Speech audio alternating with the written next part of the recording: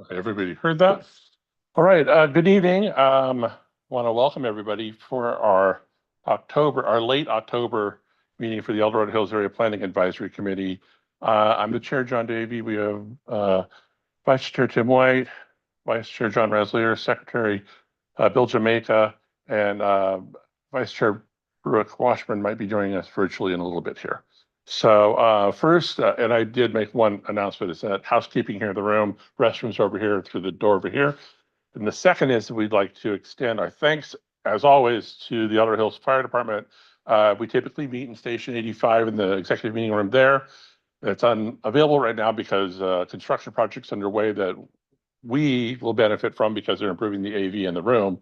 And I believe that it's been also delayed a little bit. So we might be back here next month as well. Maybe. There might be a chance we might be back in the main common room, but we'll see. Okay. It would be Christmas in November. So, but no, it's important, we get going here with our meetings and we wrap up our meetings. We're all trying to leave, but we need to remember to extend our thanks because fire department does this for us for free. And, it's part of their community engagement and them supporting the community. So we always have to remember to extend our thanks there.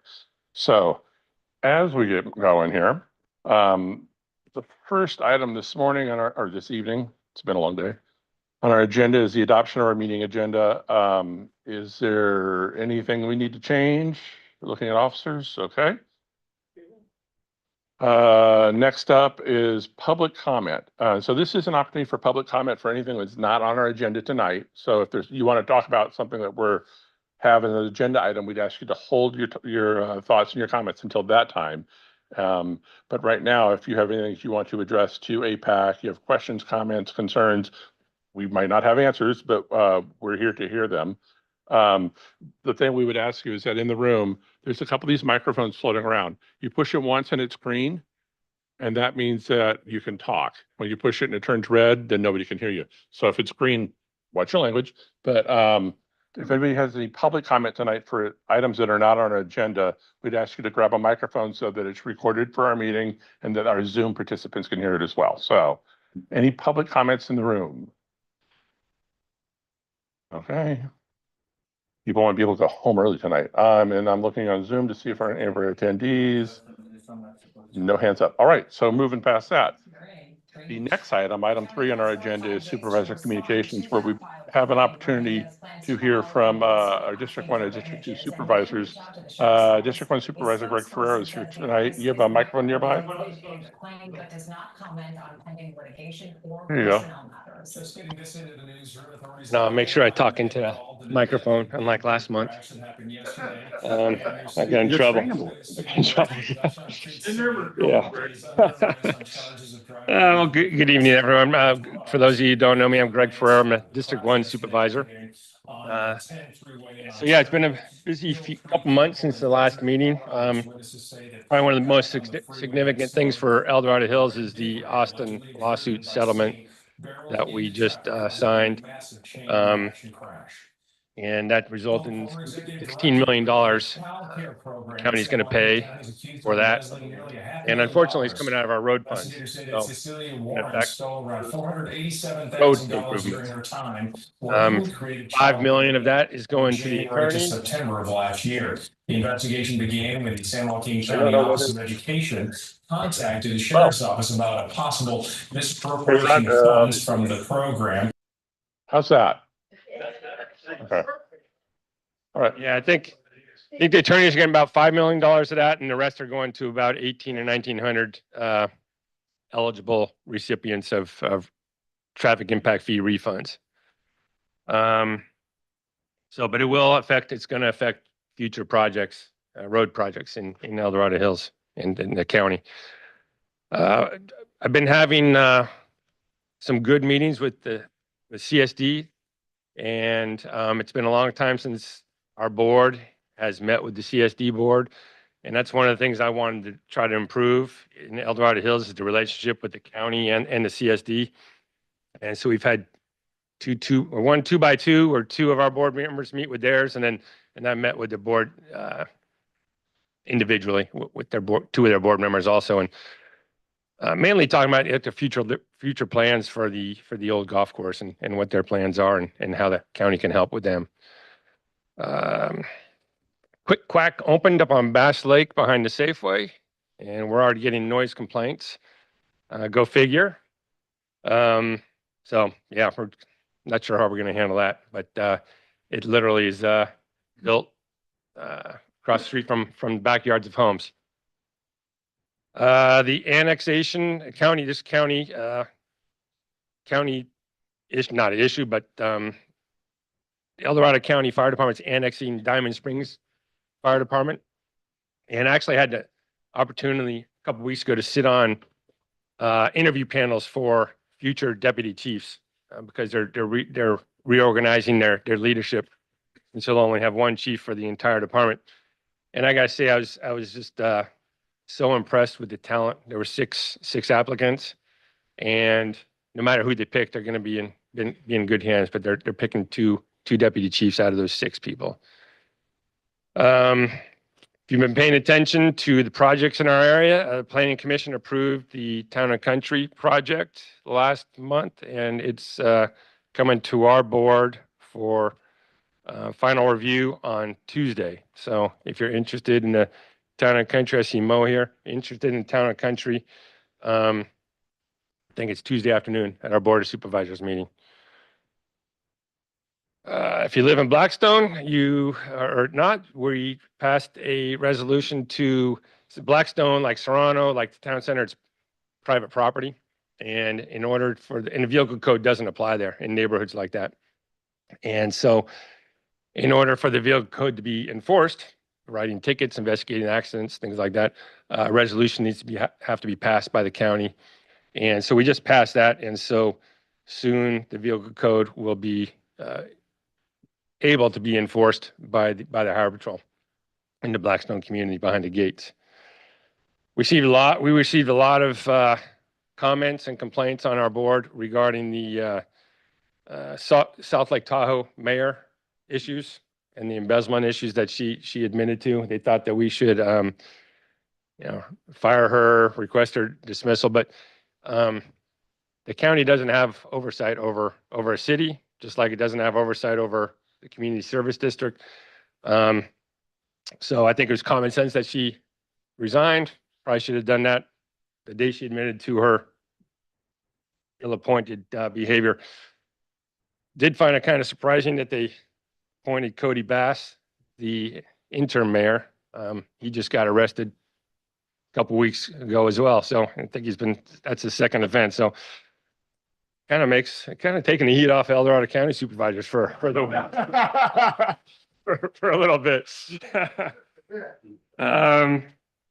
We approved our final budget for the year, $1.12 billion. It went up, I think, a couple $100,000 from the recommended approval that we approved in June of this year. But it's a pretty flat. Our income for the county is pretty flat. The transient occupancy taxes dropped 3.4%. Sales tax dropped just under 1%, and property tax is flat. And the majority of the county's revenue is property tax, and it's due to resale of homes. And the housing market is, as you know, if you're involved, it's pretty flat. That's probably caused by a couple things. I think I reported last time I was here that the chief probation officer, Brian Rickard, retired. We just appointed we didn't actually, the Superior Court appointed an interim acting chief, Casey Smith. She's from South Lake Tahoe. And we're also, this kind of a unique situation. Typically, department heads are appointed by our Board of Supervisors. The probation officer is actually appointed by the Superior Court, and then we have all the responsibility of managing it and any discipline or commendations, things like that. And it's kind of a convoluted system. So I'm actually part of an ad hoc committee with the Superior Court to try to reach an agreement with them so we can, either one agency or the other, take 100% full responsibility for probation department. And then if you've been following or if you have a VHR on the West Slope, vacation home rental, there's been a lot of complaints over the ordinance that has been passed, was passed last year. And we realized some of the issues, especially with buffers between actual rental homes on the West Slope. They kind of handled it all consistently with South Lake Tahoe, and they made a 500-foot buffer between homes. So if you have two houses that are next door to each other, they both can't be rented as vacation home rentals for good reason. But the West Slope's a little different, and we're dealing with a lot of larger parcels, acre, 2 acre, 10 acres. And that's one of the things we're going to take a look at is the buffer zone for that, and try to make it a little bit more business friendly so people can rent their homes out. And that is about it. Supervisor Turnbull has another obligation. He's not going to make it tonight, but I'm open to answer any questions if you have them. Karen took my seat, I see. So Karen Gardner, you can stay put. So if you have a question, again, find a microphone in the room. There's a couple up here in the front. The button needs to be pushed so it's green. And then our recording will hear you and the people online will hear you. Are there any questions in the room for Supervisor? Bill, do you have one nearby? I have a question, but I don't have a microphone. Here, use this one. Oh, there you go. So, you know, I can speak out loud. That's okay. Supervisor Greg, just for my clarification, could you give a little definition of what the Town and Country project is? I think you're going to hear about that tomorrow. Yeah, Yeah. we're talking about at the end. Any injustice or so?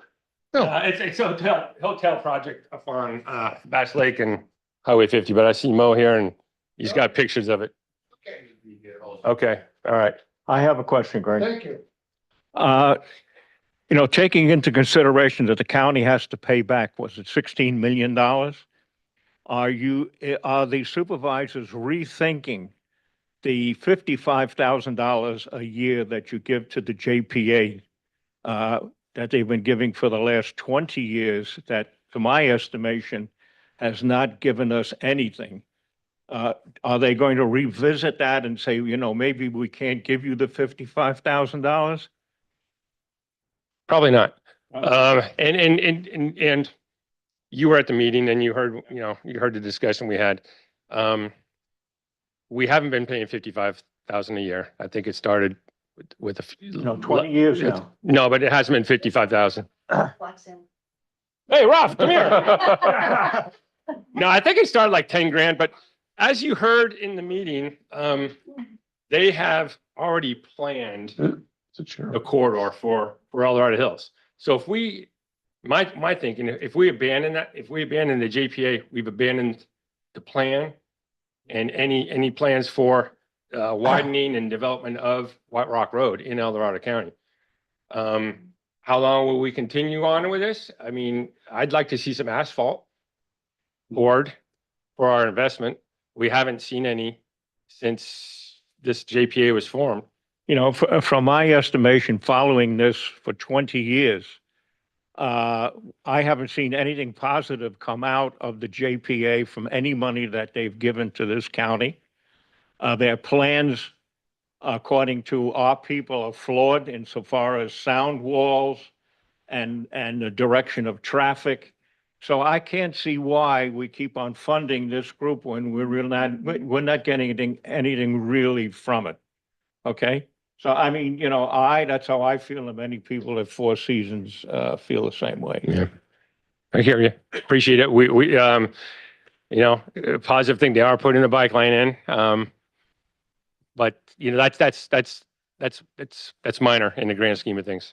Just one other thing. Now, you talked about having the CS, having the police be able to come into now gated communities. No. So if it's if the community is private property, which a lot of them are in El Dorado Hills, the vehicle code does not, you can't enforce the vehicle code on private property. Same as if you were in a Safeway parking lot, it's private, except for DUI, drunk driving, and hit and run. Those are the only two. All right. There are only two laws that can be enforced. So what can be done, and Serrano did this years ago, Town and Country did it. They approached the county and they worked with DOT to get a resolution. Correct me if I misspeak anywhere, going around the right path. They have, the county signs a resolution saying, okay, we will allow the vehicle code to be enforced. And then there's certain requirements. The road has to be, certain widths. There's different signage has to be, there has to be notices at the gate saying the vehicle code is enforced. But being prior CHP, they're still not going to go in and patrol those roads unless it's some type of, like, it's always like Serrano, they pay overtime for the CHP to go in there. Because it's just a state policy that we don't patrol private property unless it's reimbursed. So it means that really nothing has really happened then. Well, what could happen is if there's accidents, then you can enforce the vehicle code. If they get called to an accident, and if Blackstone opts, and this is totally up to their HOA, if they opt to hire the highway patrol to come in on a proactive basis, like other communities have done to enforce the vehicle code, then they can do that. All right, thank you, Greg. Awesome. So if there are no more, you got one more? I have one more, if that's okay. Sure. Sorry, Greg. Thank you. Whoops, keep dropping this. Yeah, Supervisor Ferraro, I know that we talked about this, I believe, at the last meeting, and that was regarding the Joint Powers Authority. And it is my understanding, correct me if I'm wrong, that the county supervisors, yourself and George Turnbull represent the county on the Joint Powers Authority. Is that correct? So we have. The JPA is a board of 5. Yeah. George is our county's board member. I'm an alternate. You're an alternate. So if George misses a meeting, I'll if I'm available, I'll sit in for him. Okay, is there any kind of, is there any kind of feedback that we all get from that, that meeting between you and George that comes to the residents of El Dorado County? Not really. No, no, I mean, I will say that, was it our last board meeting or? Yeah. A couple board meetings ago, that our board, because we pay, this year, we just paid $55,000 as a county to be Yeah. part of that JPA. And a few of us weren't thinking we're getting our money's worth because we haven't seen any, there's been no improvements from the JPA in El Dorado County. It's all been in Sac County.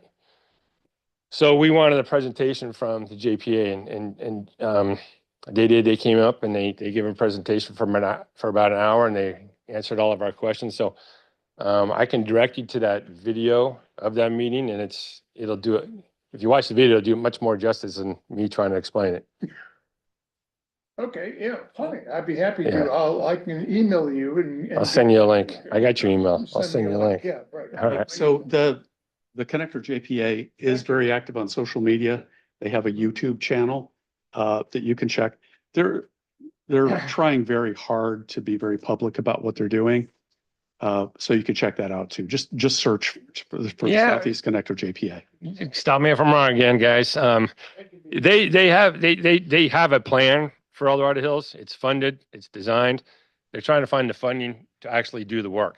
And funding that's hard to come by right now. And the federal government and the state, they're not providing any funding for roadway expansion projects. And so it creates a challenge. And so, but I would rather invest for a few more years to see if they can secure some funding or the funding to get that done, because it's going to have to get done. It's going to have to be improved eventually. Yeah. You're welcome. All right. Well, thank you, Supervisor. Thank you, guys. And thank you for letting me come as always. Oh, Appreciate it. well, standing invitation. It's expected now. So, Anticipated. so we're gonna move on. Take care, Greg. Take care. See if I can do, Oh. There you go. It's good to have a friend right up front. Okay, so we're moving on. Next on our agenda tonight, we don't have guest speakers per se, but we do have some projects to look at. And last month we changed the order on this because we always put the projects that we just want to say, hey, these are still projects and they're if there's any updates, mention them. But it's at the end of the meeting, nobody hears it because everybody leaves. So now you're a captive audience and you have to hear about it. I can get over here. All right. Too many screens. Okay, so review of the projects that we're looking at, and several of these are on our agenda tonight. So the Village of Marble Valley specific plan, the final EIR is pending. Lime Rock Village specific plan, also the final EIR is pending. We'll hear about that tonight, about some transportation issues with that. Town and Country Village, El Dorado, as Supervisor Ferrero mentioned, it was recommended for approval by the Planning Commission on September 10th. It will be at the Board of Supervisors on October 28th, which we're going to talk about that again at the end of the meeting tonight. The Creekside Village specific plan, their final EIR is pending, and we have an update tonight, and that'll be the next item we talk about after this. The El Dorado Hills Costco, we did have a project presentation 2 months ago. I'm trying to count months. Thanks. And so their draft environmental impact report is pending, and when that comes out, of course, we'll post it and link it on the APAC website and let everybody know about that and the availability of the document. Generations at Green Valley, we have not talked to them in quite a while, and they have a draft EIR that's published. We provided comments on that, and there's been no updates for, gosh, I think a year. Is that about right? At least, yeah. So as soon as we hear something, we'll let you know on that one. And then also the Gateway El Dorado specific plan, which has been proposed, and they've submitted their applications. They're working on their environmental review and their processing of the project for approvals and entitlement. So a draft EIR is also pending on that as well. So, but we've had no other information about those last two in recent days. So moving along, the first item tonight, first agenda item in terms of projects, it's just an update notification, Creekside Village, the specific plan, and you know what I might have, we'll talk about it. But basically it's here, south of us here on the south side of the business park at the end. And again, it was originally proposed for a higher density, but in consultation with the Native American tribes and some of the artifacts they found there, and just issues with the Latrobe School District in which they're able, in their ability to serve more students, it was a question. So the applicant has looked to recommend a reduced impact alternative and go from the 918 housing units they had spoke about earlier to 763.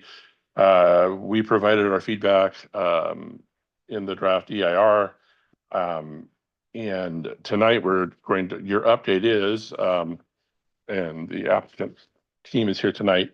I don't know we have a lot of questions about it, but we did want to share that it was put out today here, our email, that this project will be at the Planning Commission on November 12th and possibly the 13th if their deliberation extends into another day. So this is sort of the track that took place. The same with Town and Country Village El Dorado. They had scheduled 2 days. Planning Commission typically meets on Thursdays. They're scheduling these bigger projects for 2 days in the same week, so they have 1 day to take comment and to ask questions, and a second day to deliberate if they need that time. They did not need it for Town and Country Village. So, you know, we've talked about this project at APAC, I think since 2018 or so. And again, we've had the benefit, the applicant's been very engaged with us, meeting with our subcommittees frequently and taking that feedback in and, you know, letting us know how they've modified their project going forward. We've just had great engagement, and, you know, we appreciate the amount of time you've dedicated to us just so the community knows what's going on. Is there anything I'm missing on this? This was the big thing. It's a big deal that this is now, there's sort of an end in sight for this project. So we'll be providing more comments as always, but no, we just appreciate the amount of outreach we've had. We've been kind of lucky in the last few years with several project applicants, and I think it started in 2018 with both the Creekside Village and with Town and Country Village. at the same time, we just had fantastic engagement. So I can roll this past on the screen. You can see sort of the land use maps. There'll be age restricted for a portion and not age restricted for another portion. There's open space parks, but we've talked about this quite a bit. So if you have any questions, you can look at the information on the APAC website or the county website. Is there any questions up here? All right, so who's ready to start writing? Is the question. So I'll look around the room. So volunteers, if you have anything that you want to, oh, Linda, do you have a, great. So if it's at the planning commission, November 12th and 13th, is the agenda published 2 weeks before that? 2 weeks. Typically. So the So document, okay, so like October 30th or something like that. yeah, Okay, just So- so everybody knows to keep an eye out, because yeah, thankfully they get published earlier for the planning commission. yes. So we have more time, but Yeah, and so, yeah, and that means that, we've read a lot of documents, many, many pages already. There'll be many, many more pages that'll become available. And then we all have to scramble to, to be thoughtful about how we're looking at it and any of the questions we have or recommendations. So, it's, this is what we do as volunteers here. So that's coming. So plan your holidays around this. So if there are no other questions, are there any questions in the room or online? Any hands up? No. Okay, so moving along. And then we looked at the land use and the other thing I wanted to mention is that there's a road going in right now. And the applicants were the ones who supplied us this map. We hadn't seen it posted anyplace before. So, but it's a requirement to connect the part of Heritage, and it will exit out onto its connectivity to Latrobe. So you see activity out there now. It's not their project, it's a road that's going in. So, but it's in the middle of their project. So that, so next on our agenda tonight, we have a presentation. Applicant and the County Transportation Department are both here tonight. So this is two projects. They're next to each other. And it's sort of a parallel path that we've looked at these two projects for several years. It's the Village of Marble Valley specific plan and Lion Rock Valley specific plan. And I do have the slides available here. Who am I pointing to first, Kirk? You want it? Yeah, I'll get started if I can get it. Yeah. Do you have a microphone? Oh, there you go. So, I maybe suggest you go out front so your voice is like. oh yeah, here's a chair right here, Kirk. But then you got to volunteer. Yeah, so, Maybe I don't need this. well, no, it's for the Zoom. Yeah, so just keep it handy and as long as it's green, you're ready to go. And I'll get to your, Push this button and make it green, and right? then leave it there. Yeah. Good evening. I'm Kirk Bowen with Parker Development Company, as part of the Marble Valley project. And I think remotely or virtually is Amy Wolf, who represents the Lime Rock Valley project as well. If you all will remember last winter, John, Yeah. we came to you with a traffic memorandum, and you're going to hear more about it from Dave Robinson in a minute, that took a look at the challenges associated with the existing capacity at the Bass Lake Road interchange. And since that time, we've been working very closely, almost in partnership with Raphael and Adam on trying to figure out what needs to be done, how long it's going to take, what it's going to cost. And we thought it made some sense tonight to get in front of this group as a follow-up to what we did in I think it was March or February of last year, something. I want to say it was this year. Yeah, this year, yeah, I'm sorry. It's a blur. So yeah. Yeah, it's this year. And I know we met with Linda's subcommittee on that same issue and then followed up with that. So tonight, we're going to update you, and I can tell you that we've worked very, very closely with county DOT staff and actually the CAO's office on a little bit of information that we're going to present to you. I think we're all in agreement on what the slides are going to tell you. And when I say yes, I mean county DOT and ourselves, and kind of give you a quick update. We're going to start with, we've got Amy Wolf virtually representing Lime Rock Valley, but what I'd like to do is ask Dave Robinson to give a brief update on the traffic impact part of it, and then we can move to the actual physical interchange itself. So with that. Oh, close. Leave that one there. And I'll also tell you that John has access to the backup supporting information for what Dave's going to talk to you about, what Matt Brogan's going to talk to you about from Mark Thomas. And then there's also a big spreadsheet on the TIF analysis that we've worked with county staff on. So that John's got all of that stuff if you Yeah, want it'll any be of on it. the website tomorrow for sure. Okay. So, Dave, you should come up too, just because you project this.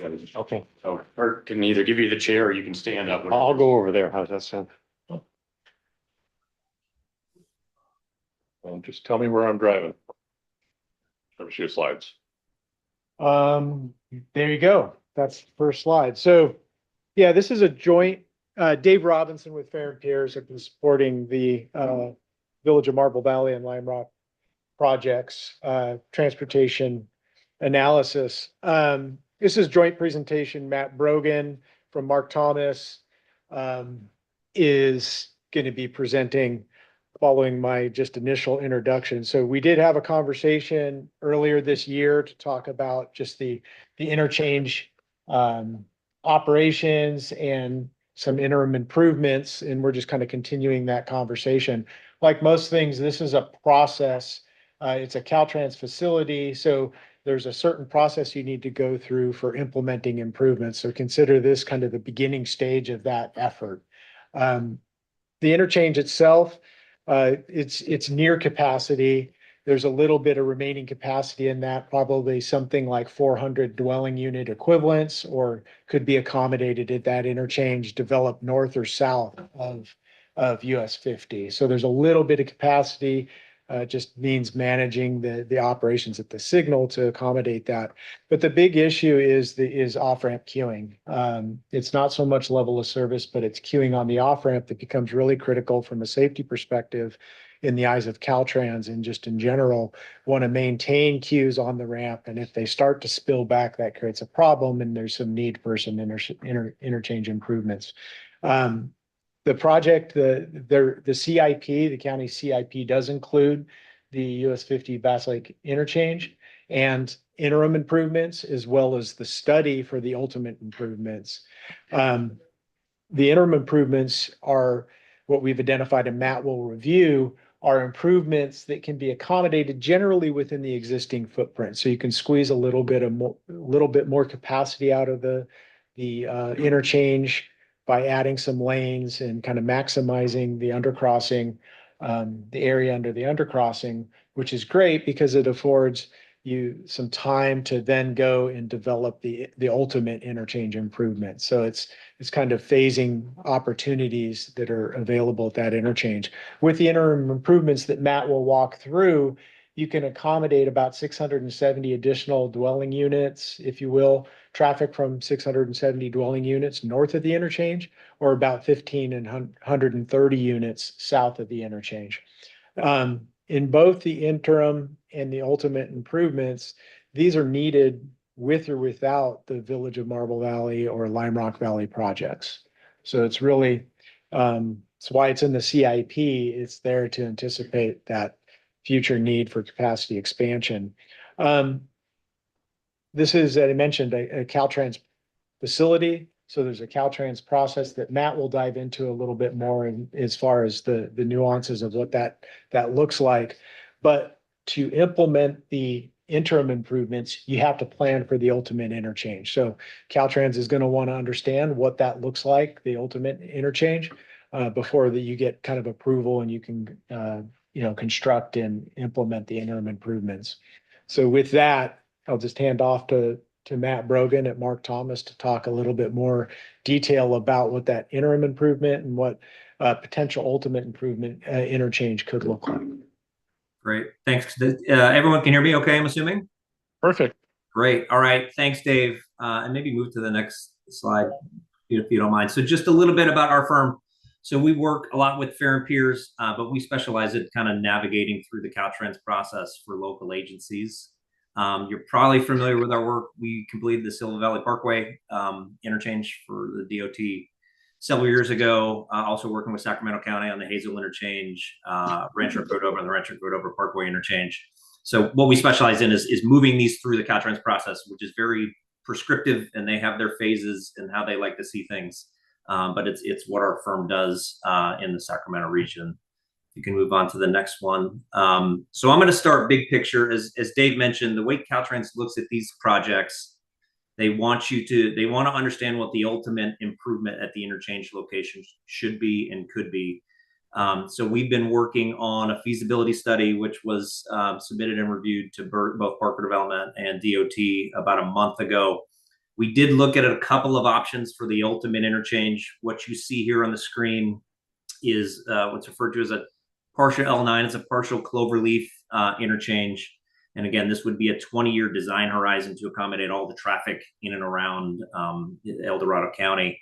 And what we looked at here was, some widening of the existing undercrossing, adding multiple lanes, 4 to 6 lanes underneath US 50, movements to accommodate traffic from eastbound and westbound US 50. On the bottom part of the page, that's what we call a tight diamond configuration with a traffic signal. And on the north side, we have what we call that partial cloverleaf with the loop movement to westbound 50 and accommodating ramp movements for on and off ramps to westbound 50. Again, very large footprint, very large price tag, but this is a viable option here for an ultimate improvement. We did look at a second option, if you can go to the next slide. This is what they call a diverging diamond interchange. We've done these up and down the state in specific locations, but again, it does include widening of the existing undercrossing, corresponding ramp movements to make sure that we can get the traffic not only through Bass Lake Road, but along US 50 to meet Caltrans operational requirements, which looks at, queuing lengths back onto 50, ensuring that we're not impacting the traffic on US 50 negatively with whatever land use and improvements come in within the area. What I will say is we looked at 2 options in the feasibility study. As we move through the process, there are other options for the ultimate interchange we would look at. Caltrans does require you to look at things like roundabouts at the ramp terminals, and there would be a back and forth as we move through the Caltrans phases as to what the actual ultimate configuration would be. If you move to the next slide, so as Dave mentioned, we did want to understand what an interim phase improvement would look like at Bass Lake. And what this configuration does is we utilize the existing undercrossing and the width underneath US 50 without having to impact the bridge structures on US 50 itself. I believe there's about 46 to 48 feet of available width underneath US 50. That would allow us to get 2 lanes in a northbound direction and then a single lane in the southbound direction on Bass Lake Road. And then there would be some nominal improvements to the ramps and likely traffic signals. And that's to handle that interim traffic in the near term while we're planning out and completing, funding analysis and designs on the ultimate phase. As Dave mentioned in his traffic analysis, this gets about 600 units of available dwelling units within Marble Valley. And this near-term timeframe, the way Caltrans likes to go about their approvals, this ultimate improvement, they want a 20-year design horizon for your traffic. And for this interim interchange, they would want about 10 years of operational service life with the interim improvements that we would propose. We've done enough analysis to know that, this interim interchange configuration is feasible, and it is something that can move through the subsequent approval elements with Caltrans District 3. Maybe on to the next slide and we take questions. So we did run some preliminary cost estimates for what the overall construction capital improvement would be. So this is documented here on the screen. For that interim improvement, which we just showed, you're looking at a $6 to $8 million construction cost. There's project development costs associated with that for planning studies, environmental clearance, and final design. So the total for an interim is in the range of $8.5 to $12 million, depending on the outcomes of traffic analysis and engineering. Alternative 1 and 2 for the ultimate interchange, pretty similar costs. You can see very large price tag on those, $50 to $60 million of construction capital improvements. That's not only for the ramp configurations, but likely the replacement of that undercrossing on US 50. Associated project development costs and a total cost between $70 and $85 million for either ultimate interchange alternative. So very, very large price tag. If we go to the next slide. So just a little bit about how Caltrans goes about their approvals. So we've done a feasibility study. We actually had a meeting with Caltrans District 3 a couple of weeks ago. They have reviewed our feasibility study. They provided us some initial comments on that.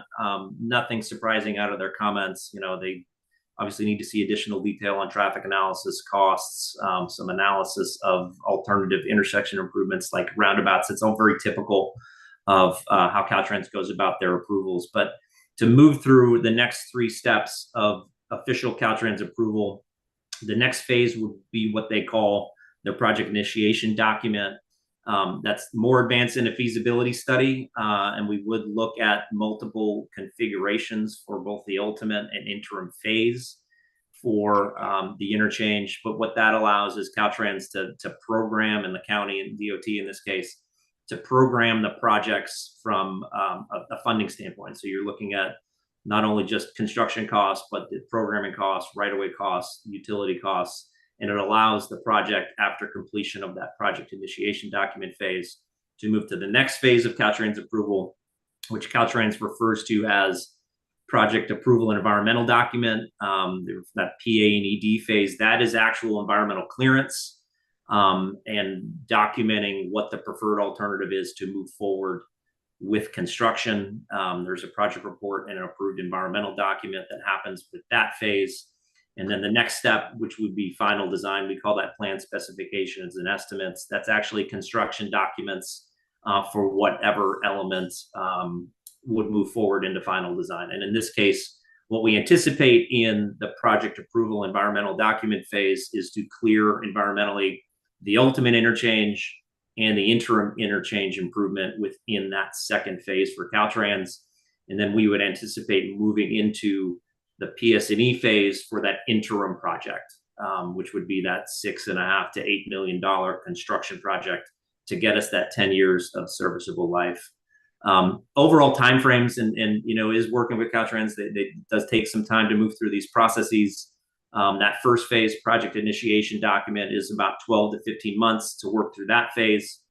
The project approval environmental document, there's a lot more detailed engineering and traffic information and environmental clearance. Obviously, in that second phase, it's about 24 months to 36 months to move through that phase. And then developing the plan specifications and estimates and getting all the approvals required to actually construct an interim improvement would be about 24 to 30 months. And those are sequential, right? So you start at project initiation document, finish that in 15 months, move into the next phase, project approval environmental document, and then move into the next phase following completion of that project approval environmental document phase for that PSNA. So I think that's the last slide I had. Okay. So if we okay to open up for questions right now? Why don't you let me finish and Okay. then we'll do it that way. All right. So do you want to borrow this? Yeah, let me, thanks, Tim.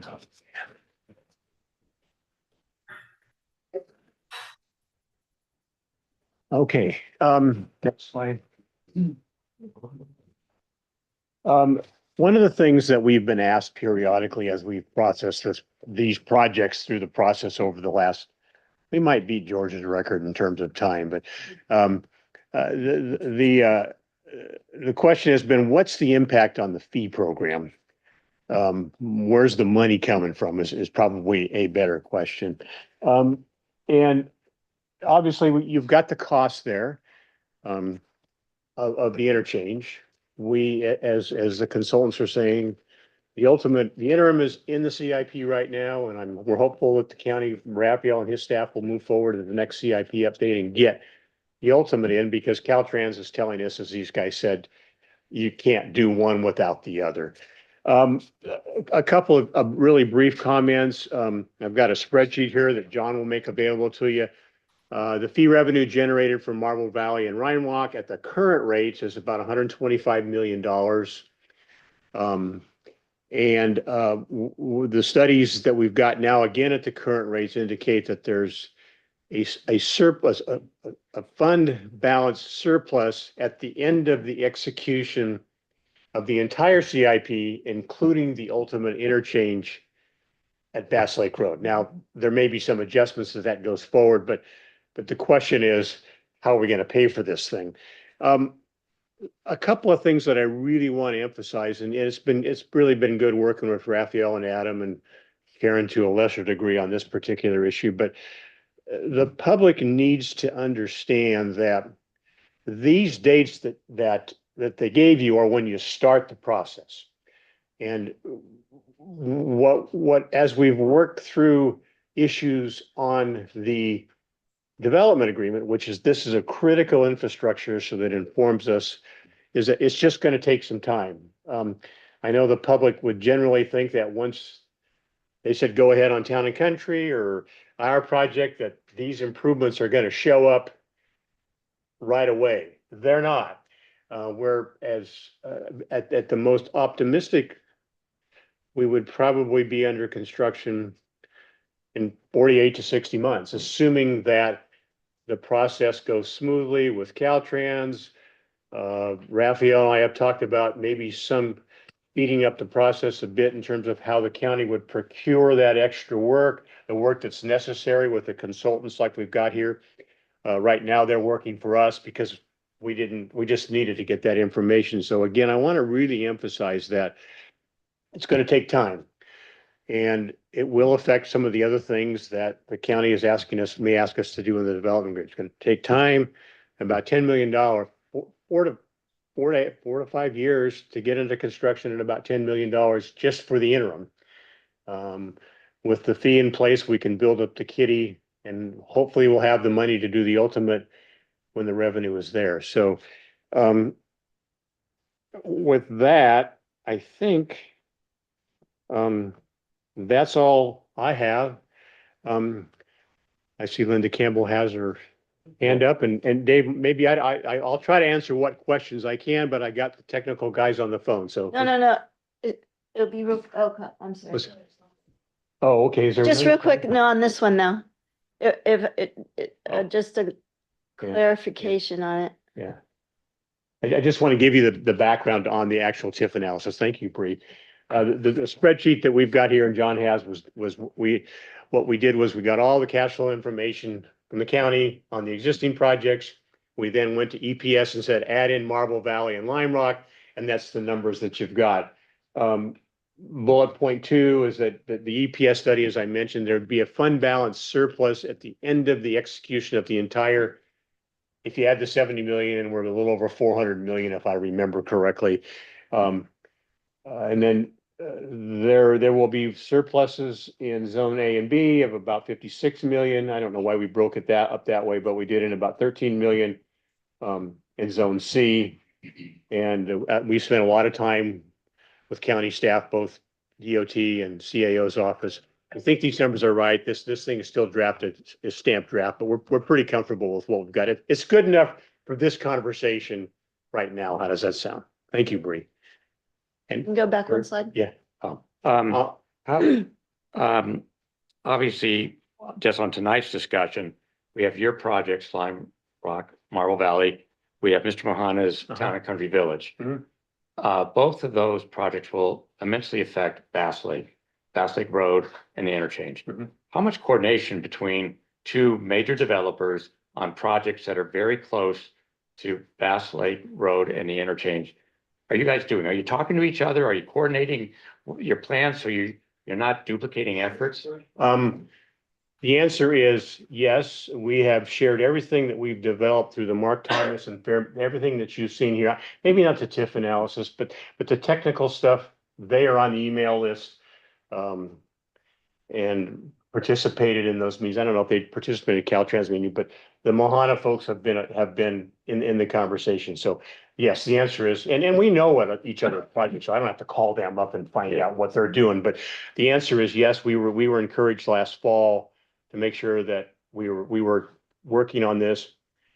We've spent about 75 or 80,000, maybe 100 to get this Mark Thomas Fair and Piers information to this particular point. But yes, the answer is yes. And they have, by the way, Rafael Martinez, Director of Transportation for Dorado County. You need a microphone. Oh, Here you go, Rafael. It's green right now. okay. Rafael Martinez, Director of Transportation for Dorado County.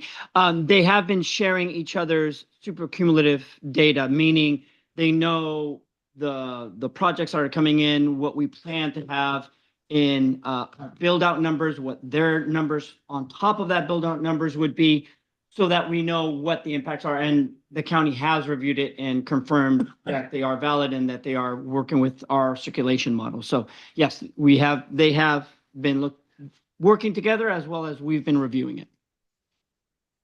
Yeah, a lot of Dave Robinson's work was based upon the supercumulative analysis that Town and Country did. Yeah. About a year ago, or maybe a little bit longer than that. You know, I have a question. Sure. You know, you're talking about Bass Lake Road and you're talking about putting all this traffic on 50. And then just a little ways down, you're gonna have Costco. Okay, the traffic from Costco, and a little ways down, you have El Dorado Hills Boulevard. You have all of this traffic traveling down 50. Are you working anything with Caltrans about widening 50? Or doing anything to handle all of this traffic? I can take that, Kirk. So the Dave Robinson with Fair and Peers, the Caltrans process that I described and Matt went into a little bit more detail. It's a Caltrans facility. All those studies that Matt described, the PID document, the PA&ED, the project approval and environmental document, and PS&E are all processed through Caltrans. So they want to see each step, all the assumptions that go into it, the county's model, the land use assumptions, the traffic generation, all go through that process. And it's to answer the types of questions that you just raised. You know, what about US 50? Are there any additional improvements? It's possible we get into this and there's something that needs to occur. Auxiliary lanes, for example, on US 50 might be a component of that interchange project for those very reasons. You know, that might be something that we should know about, and the people here should have information about what Caltrans plans to do with all of this traffic. And I know for a fact with Caltrans and El Dorado Hills Boulevard, I've been talking to them for 20 years to fix the interchange that they have there, and it still hasn't been done.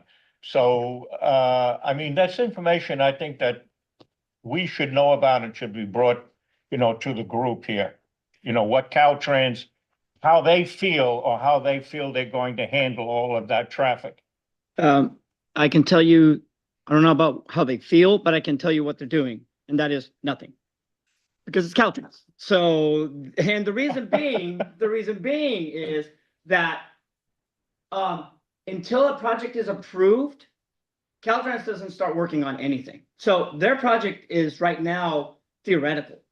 Until it actually gets approved and it is in part of the general plan, it is being analyzed. Is it that then Caltrans says, okay, what is then going to be the mitigation to those impacts? So, and that is why they are, as well as Town and Country, performing all the traffic analysis now, so that when we hand it over to Caltrans, they can then give us the feedback and then we can work together on what we have to do in terms of that. But so I know you're wanting to know what it is, but you won't know it yet. That will come further down the line. This is the first step of many in terms of Caltrans, county, traffic, planning, analysis that comes into a project. But I think people should know what's being planned, how they're going to mitigate all of this traffic. But you know, and then they can theoretical, so decide we on don't what know they yet. want to do with it. We will. It's just, it's part of the forward planning that we're not there yet, but we will. It definitely will happen. All right, thank you. Rep. The public disclosure document, the EIR, will be a part of that project Yes. from PA and ED phase. And when will the EIR come out on this? What's the timeline on that? Who knows? Well, we have the draft. We're waiting for the final. No, he's talking about, I think they're talking about the CEQA document for, All I right, think he's talking about the CEQA document for the interchange For the itself. interchange, yeah, that would be Go ahead, Matt. within 3 to 4 years from now as we move through those. So if we go through the first steps, about 12 to 15 months, I would say an EIR circulation is probably 18 months following that. So with a 30 to 33 months to get to a circulated EIR. Okay, thank you, Matt. One other thing maybe I can add, we've got the final phase of the El Dorado Hills Boulevard interchange is under design now, that PSV they were talking yeah. about. Mhm. So that's under design now, and we also have in the capital improvement plan auxiliary lanes on Highway 50 to take that additional traffic that you're talking about. So we've got those already programmed in our capital improvement program. Caltrans unfortunately doesn't have funding that they hand out for these types of projects anymore. And so that's why we're trying to generate all those things. But we'd be more than happy to walk you through that. There are plans in place for all that. We have, your question kind of said, hey, did you think about all this stuff? Obviously we have, we've been doing it for about 20 years or so. We've got that capital improvement program.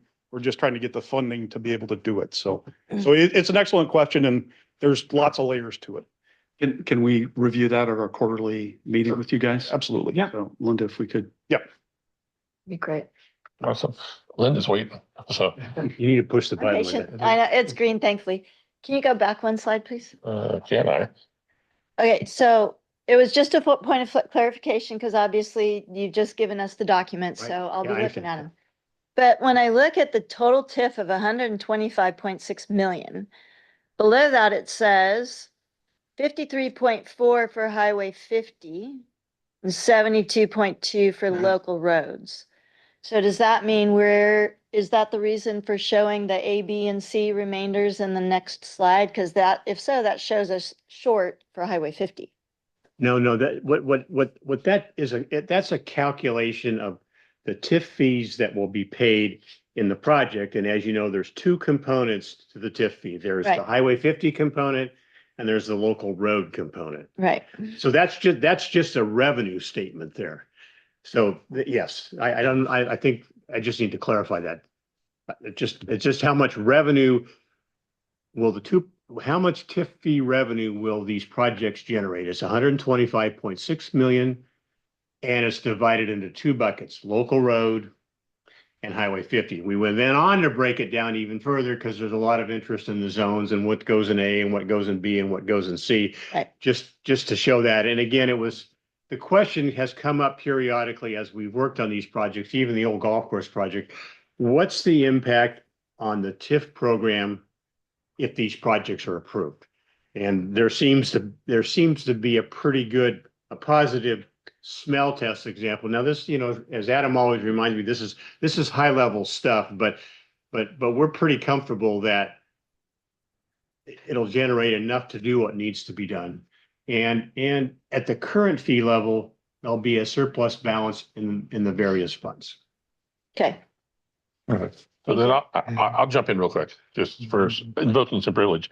So on the interim interchange solution, that we know that project or no project, something's got to happen there. So it's it's still pricey. It's not the complete, but is the interim a throwaway project after we get past and hit that trigger and have to move on to the ultimate? Or is it elements of that we can keep and not just spend money and tear it all up in 10 years? Well, I'll answer the easy part and I'll let Matt answer the throwaway cost. The advantage of the interim project is that it will allow us to begin to collect the fees that are shown here and to build up the kitty. Now, in the case of the Silver Valley Parkway interchange, that project approval 30 years ago, it's hard to believe, but 35 years ago, created what was called the Silver Valley set aside. So every time a fee came in that was in that zone, a certain amount of money was set aside for the purposes of constructing the Silver Valley interchange. And I think by the time it got under construction, it had built up to 25 or $30 million. So the advantage of the interim is that it will give us a chance to collect the money to do the 70. Now, the physical part of it, all that, I think I answered one of your questions. I think the physical part of it, I'll let Matt or Dave answer that question. Yeah, no, and it's a good question and one we pondered already. Obviously we want to make sure that whatever interim improvement, to the extent that we can utilize it for the ultimate, we can do that. And as we move through the process, that's a consideration when we're developing our preferred alternative. So if you go back a couple of slides, if you don't mind, to the layouts. Oh. Maybe go. So yeah, go to this one. So that partial L9, if you see everything on the south side of 50, you notice we're not moving that intersection with Bass Lake and the ramps at US 50. Right. If you slide forward a couple to the interim, the next one. Yeah. So we would be able to utilize that portion of pavement and shoulder or whatever on that south side of US 50 in the ultimate phase. So that is the analysis we go through as we're moving through the process. You know, we want to make sure we minimize the amount of throwaway costs. There are things that would be, you know, we do have to replace the undercrossing and make it wider. So, you know, I think, you know, any retaining walls or things we do in the interim likely would be throwaway in the ultimate, but we do try to minimize that as we work through our alternative selection process. Okay, thank you. So up here, anything else up here? Okay, showtime. If you have a question, let's pass these around. Anybody in the room with questions on this specifically? I got a question. Okay, you have a microphone nearby? Not yet. Somewhere. Appreciate it. Local residents here, by the way. I hope that everybody realizes also how busy, and I learned this from several meetings before, how busy this intersection of Bass Lake Road is currently for all the residents going north on Bass Lake Road and the supermarket and everything that goes up to all the way to Bridlewood. So what I also miss on these slideshows here from Matt here is indeed the other party who is here tonight presenting their 722 residential townhouses plan, 300 hotel rooms plan, a convention center, all adding to this intersection. And then here we are with Parker Development adding their Lime Rock construction and Marble Valley all coming off this Bass Lake Road exit, which is my opinion is already currently way too small to deal with the current traffic. So I think people from the county are here, but I want them to know and to hear what is really going on there. And I'm sure you guys know everything about what's going on there, but now putting two more big plants on a very small perimeter, I don't know.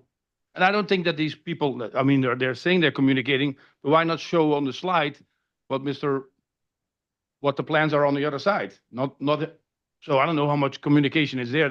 Obviously they're part of the email program, but we'll leave it at that. But the information that Dave and Matt have shared with you is basically, that's kind of back to the other question, the predicate or the base information in the traffic study that Dave Robinson talked about came from the supercumulative analysis that Town and Country did about a year ago. So we don't have to sit around and talk to each other about hotel rooms and things like that. We know what their project is. They did the supercumulative study, which Raphael and his staff reviewed. So we're pretty, if there's more information out there on that, we'd like to find it, but we're pretty comfortable that we've taken into account everything that's existing, which is easy, and what's being proposed. Yeah, and I would just go back, you know, I'm a 30-year resident of the Bass Lake area. And when I got there, you know, I think there were maybe 20 houses in my neighborhood, but yeah, so we've seen the growth, but the supercumulative approach that DOT requested that the Mahana Group undertook looked at not just their project, it looked at these two projects, it looked at Costco as well, and then beyond. So that's something I don't think we've seen like that comprehensive level in the past. Yes, it was one of the first times we've ever done that. Yeah, at least so- since I've been here. Yeah, so it was always like you're suggesting, it was very piecemeal in the past. And it Yeah, was just predicated on, if something got approved, okay, now we know that's a known. And right now, we're looking at things that are unknown. So, but yeah, and we're still gonna keep looking at it. So, but yeah, thank you for bringing that Just point bring up. it forward, yeah. Okay, anybody else in the room? And then I'll look and see, is there anybody else online? Raise your hand. Oh, well, I know him. Yeah, hold on, where's my mouse? Sorry. And then, I got two up. There. So, Dave, are you ready? You should be allowed to unmute. Yeah, can you hear me? Perfectly, Dave. Sure. So I'm looking at the overhead view here, the schematic. Looks pretty good. Wouldn't it be possible to just double that bridge by building a new bridge east of the interchange that connects them because there's a lot of room when you're exiting coming down the hill to get onto Bass Lake Road and merging. So you would have 4 lanes, 2 lanes in each direction, and it'd be a lot less expensive than touching the existing overpass. But it's an existing undercrossing. You know, we certainly could look at a parallel undercrossing east of it. Yeah.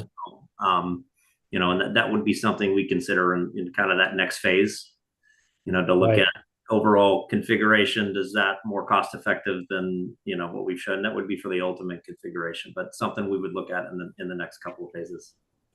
Yeah, it's just looking at how many people travel to Sacramento for work in El Dorado Hills. Very few people going up the hill to Placerville. The county can't afford to hire more people. So you're going to have 4,000 homes. You're going to have 3,000 more trips going down to Sacramento.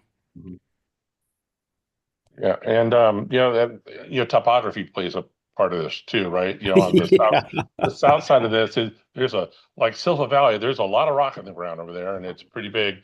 I know that was a question that people in our community had asked about, well, what's possible further to the east? But then how are you getting those cars coming off? Is it just one long ramp? Because that was the biggest thing with Caltrans when Country Club Drive was moved, was that it impacted the highway in terms of people trying to get on, coming from the east, crossing at that. It's now a bike facility, the old abandoned part of Country Club. So yeah, if you're too close to it, right, you're making another problem. But yeah, if it's a lane with a lot of queuing and stacking, maybe. So I guess Caltrans will probably tell us a little bit about that if moving forward, if that is something that they see. Yeah, they will. If you go back a couple of slides to the ultimate, you notice how short the ramp here is for the eastbound movement. Yeah. So corresponding westbound movement. But if you go back a couple of slides in the ultimate configuration, you see how far back that ramp goes to the west for the eastbound off-ramp movement. We've got an aux lane, and there's a big rock outcropping there on the south side of 50 that we'd have to deal with. And then the same longer ramps, more storage in all 4 quadrants with that ultimate configuration. Sounds as though you're justifying a traffic circle on the south side. Well, and then Caltrans will make us look at that. That is the policy requirement they have. Not to say we're going to do it necessarily, but we do need to study it. Well, thank you. Yeah, there are traffic circles coming to Empire Ranch, that new interchange. So be on the lookout. Thanks, David. It's a nice question. Chris Payne, you should be able to unmute. And it's nice to hear you. Yeah, thank you very much for the opportunity.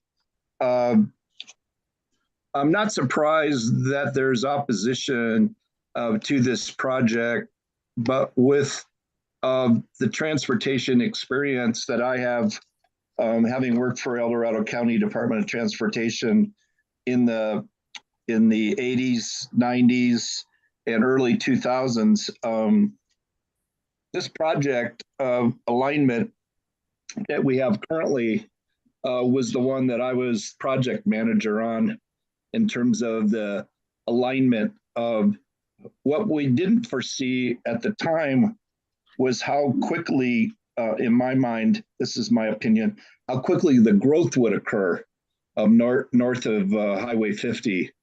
And we're talking about obviously the Serrano project is the significant occupier of that area, but also the commercial center with Safeway, and then north all the way up to Green Valley Road with the Silver Springs project. But the original alignment went right through the commercial project, the Safeway shopping center area, and was moved over to the west on generally the alignment that we currently have. Why is this important? Because I believe the original intent of this area was for residential development, obviously to the north. The ridge lines that are on both sides, that on both sides of the Bass Lake Valley area.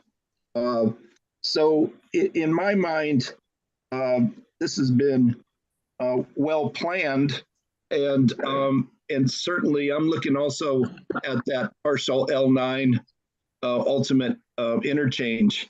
My experience with the El Dorado Hills interchange, Missouri Flat interchange, these are major projects, and I don't foresee this particular interchange being like that.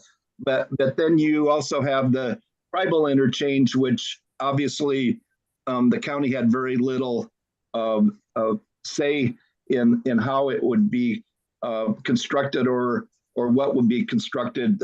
Certainly the tribe is the one that dealt with those costs. But back to this project, I've looked at it from its very beginning, and if we could just compare it to other projects, there's certainly been enough public meetings discussing it, and so was I surprised by the Planning Commission's approval? No, I was not surprised. What did I think it was thoroughly done in terms of the staff report and the commitments that were made by the developer? I was very clear on that. The fact that it was a narrow vote of 3-2, that surprised me a little bit, based on the opinions of the planning commissioners who voted against it, why they were saying that they were doing it. But in this case, I fully support the board's action to approve this project, and certainly from an engineer's perspective, that's myself. I believe that it has been thoroughly worked out, and the issues that have been identified over the last few years have been dealt with. Thank you for the time. All right. Hey, thank you, Chris. So, no more questions online. Is there any more questions? Are you getting a microphone somewhere? I can come up. Sure. Grab one up here. Yeah. Thank you.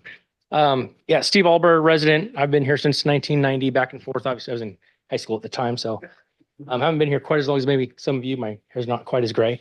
But quick question back to the split of the Highway 50 and the road improvements. On the fiscal. Yeah, 74 million, 53 million, something like that. Let me get back over there. Sorry. Two questions on that is kind of where does that start and stop? Like the Highway 50 and the road improvements and the 53 million.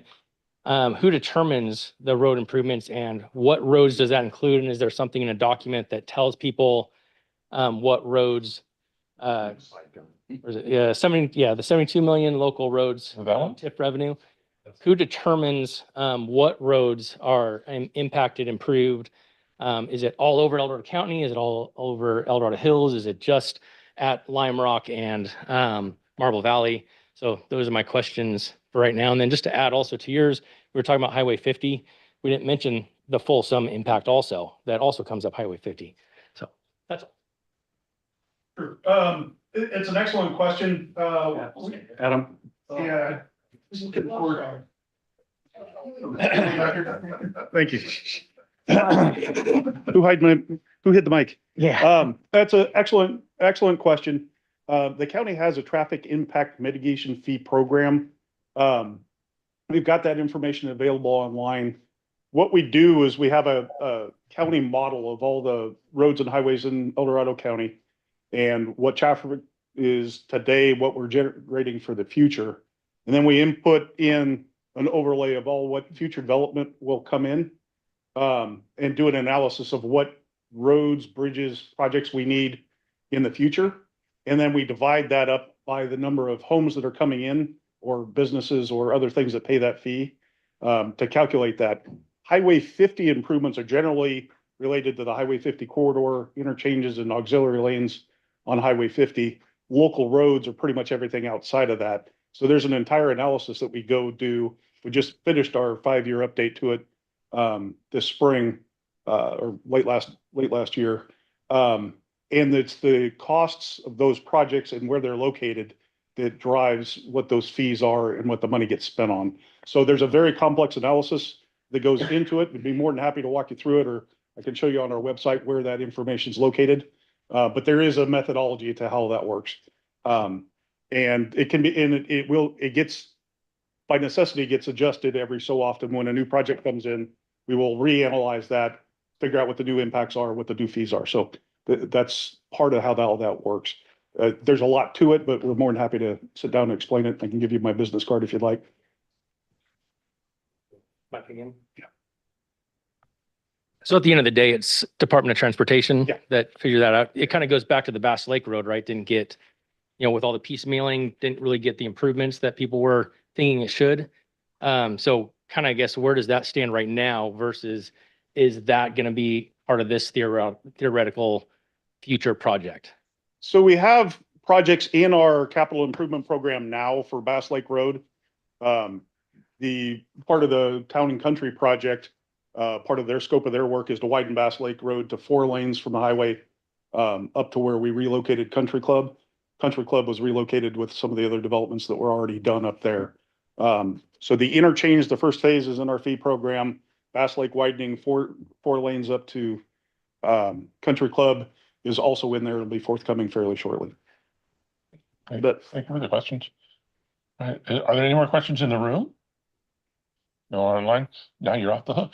Can I, if I may, Yeah, John, yeah, just sure. finish up here? Again, thanks for coming. What I'd like to suggest, John, is that let's get on the agenda for next time as well. We have a variety of issues that we're dealing with. This, from my perspective, is kind of the seminal issue because it's a critical infrastructure issue as it relates to if the board chooses to approve these projects, what we can do and how quickly we can do it. And that's kind of for us to work out with DOT and convince the board that there's a plan in place. But so what I would suggest is that, I'm happy to meet with Linda's committee between now and then. We've got some other transportation issues we want to talk about.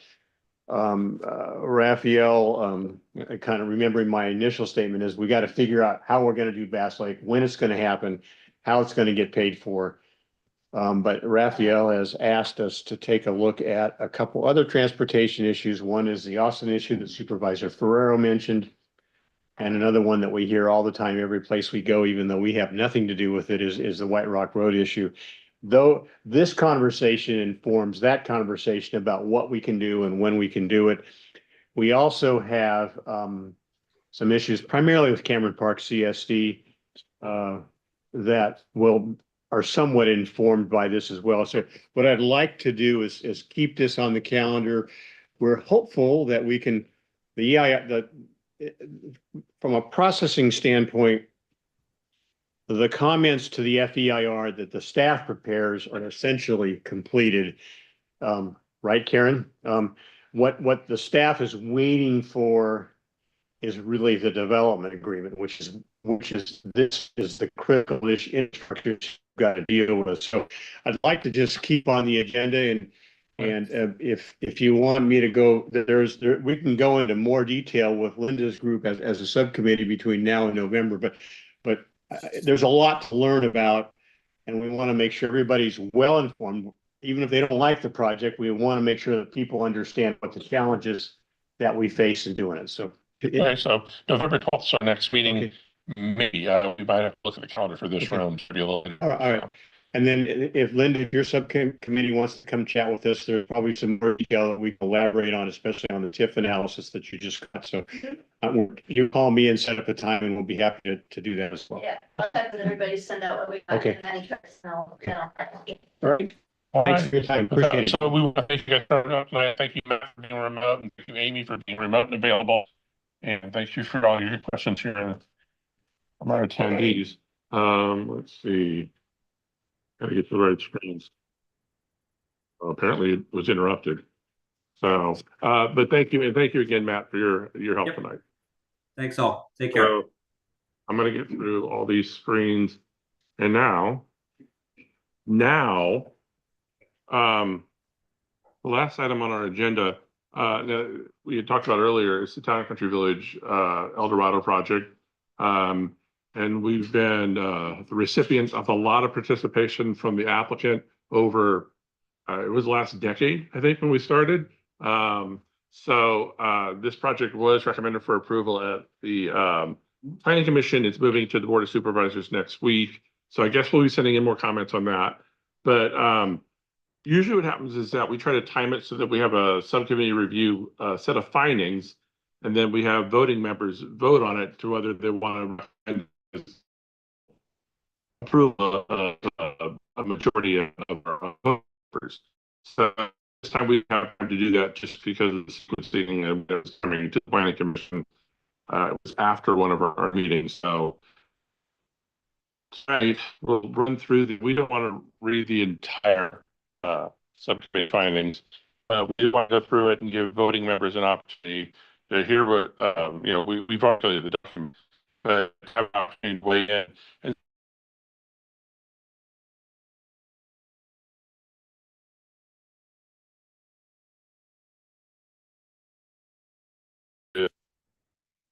coming back. I am the host now. Okay. Well, let me check the attendees and see who's here. Oh, and I'm muted too, so hold on. There we go. Hold on. There's that. Yeah. Now we're square. Connectivity is fun. So apologies to people watching online. Our connection dropped. So what we're saying is that we're looking at Town Country Village in terms of the subcommittee findings. Typically, the last several times we've offered findings in the last decade, it was the unanimous support of what the subcommittee had proposed in terms of findings. But if there's a minority opinion that either supports or doesn't support the findings, then there's an opportunity for those voting members to provide a minority report as well. So let's dive into, I'm going to share this one more time and hopefully we don't lose it. I'm going to share that screen. And it's hard to talk and drive at the same time. So there we go. All right. So moving along. Let me get over here. So our subcommittee, and again, we should review what the project is. Town Country Village, El Dorado. We've talked about it for many years. It's Bass Lake Road and US 50. It's on the northeast side. It straddles both sides of Country Club Drive right there at the intersection. There are 2 hotels proposed, 300 rooms. There's a series of cottages up the upper side on the other side of Country Club Road, which is a unique sort of feature of the project in terms of projects in El Dorado County, because it's half of those cottages are intended for employee housing and to be affordable. So a different approach with this, and the other cottages are available for the hotel use for guests. And I'll just jump into it real quick. So they're asking for a zoning change to the Bass Lake Hills specific plan, which is an existing specific plan that's residential only. They have some entitlements they have here in the list. They have a general plan amendment that would move that land from the rural region to the El Dorado Hills community region. And then the other thing is it's going to update the Bass Lake Hills specific plan, the public facilities financing plan. So we'll just jump through this. We're not going into a lot of details, but we did want to run it past everyone tonight. So when we looked at it, the things that we had submitted was that we had some concerns about the staff report. And primarily it comes back in later is that we struggle with the idea of splitting the project. And we know that it happens in other projects in the state, in California for CEQA, that there's a project area, which we talked about a lot, the hotels and the cottages. And then there's a program study area, which will feature additional housing, a lot of townhomes and some other opportunities for mixed use and other things. But we really did focus in our discussions talking about the project development area and not the program study area. So that was one of our concerns. We just want to make sure that as the project is reviewed, that it's thoughtful about how that study area goes ahead, that this isn't full entitlements, that there's additional review that will happen before any other projects are developed in that other area.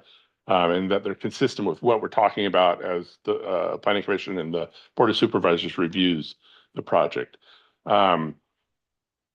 We had one item we identified in the staff report that talked about the site's not designated as a census urban area, which means it wouldn't be considered for projects SB 35. You know, the state has talked about they're trying to increase housing and more dense housing.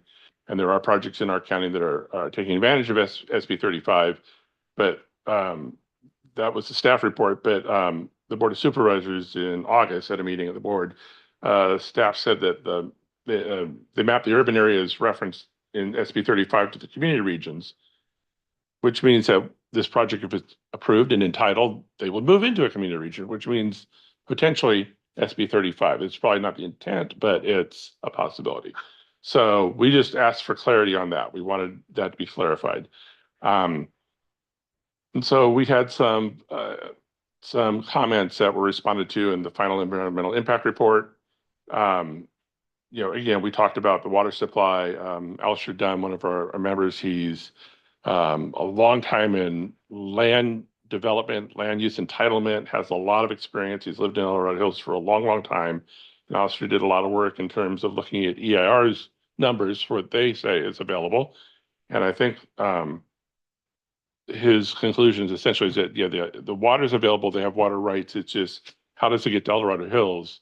And what's it going to cost? And what's the cost going to be to ratepayers beyond what the cost is for hookups for a project or what the applicant will be responsible for. So we had questions about that. And then the other question was, you know, the timing on LAFCO for getting the land annexed into EID in terms of water and sewer, because we had a concern about the sewer. So then we looked at the transportation, and you know, what was valuable for us was that the applicants did a super cumulative, what we've already talked about, where they talked about not just their project, they looked at their project, they looked at Marble Valley, Lime Rock, Costco, other projects, even I think Generations to a degree in El Dorado Hills. And, you know, we haven't seen that before. That hasn't been something that's been done. And as Raphael has mentioned, right, that was new. So we found that valuable. And we just want to make sure that, you know, this is the first project in line in terms of going to the board. As part of that super cumulative, we want to make sure that, right, that is considered going forward for all of it, because it was a very robust analysis. So we appreciated that. And then again, so now we're coming back to the conditions of approval. We were concerned about the elements of the phase development for the project development area, the hotels and the cottages, and then the program study area. And we just want to make sure that, you know, institutionally, you lose a lot of knowledge moving forward over years. So this is a project that could take many years to fully develop. What's intended now by what was requested and what's approved, we want to make sure that, you know, there's some way that we're moving this forward to know that when projects get proposed in the study area, that we're consistent with what decision makers had decided upon, that it's consistent with what the intent was then. And so when you lose people over time in terms of people getting a different job, retiring, so we want to make sure that it's consistent and that the public knows and understands that, you know, this is what's being approved and this is what's possible on this, and that it's consistent with what's being decided now going forward. We had a little concern about the indemnity and litigation exposure as a condition of approval, specifically in terms of the employee housing program, because the way it was phrased to us in the subcommittee, it looked like the county might anticipate potential legal exposure on the employee housing program part of it. So we just want to make sure that we're solid on this and that, you know, we understand what maybe the potential risks are to maybe the county, to the applicant, and to, you know, just address these things as we move forward. And then we're concerned about the timing and funding of infrastructure improvements, what we just talked about with the other two projects. You know, the Bass Lake Road widening shall be completed prior to issuing the certificate of occupancy for the first building. So it's a strong condition. And then the eligibility for reimbursement through the county's TIF fee program. We felt that might introduce a bit of potential risk for the project applicant, one, and also for the county, right? If the money's not there, the project applicant's proceeding with the idea they're going to have some of this reimbursed. The county might not have enough money to complete all the improvements. We wanted to make sure that was considered.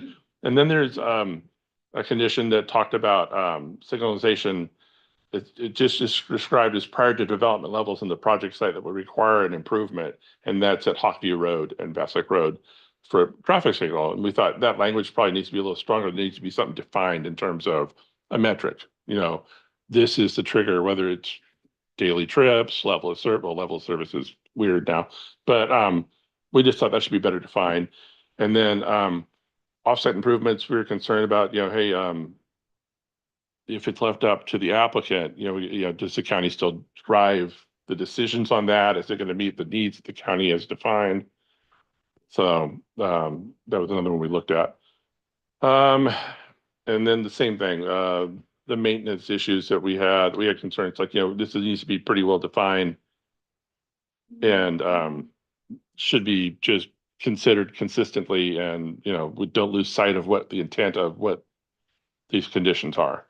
And then, again, we come back to the program study area, just, it's kind of an intangible for us. And we know that other projects in the state have followed this development path. We have a main project area that's defined, program study area that's described and studied.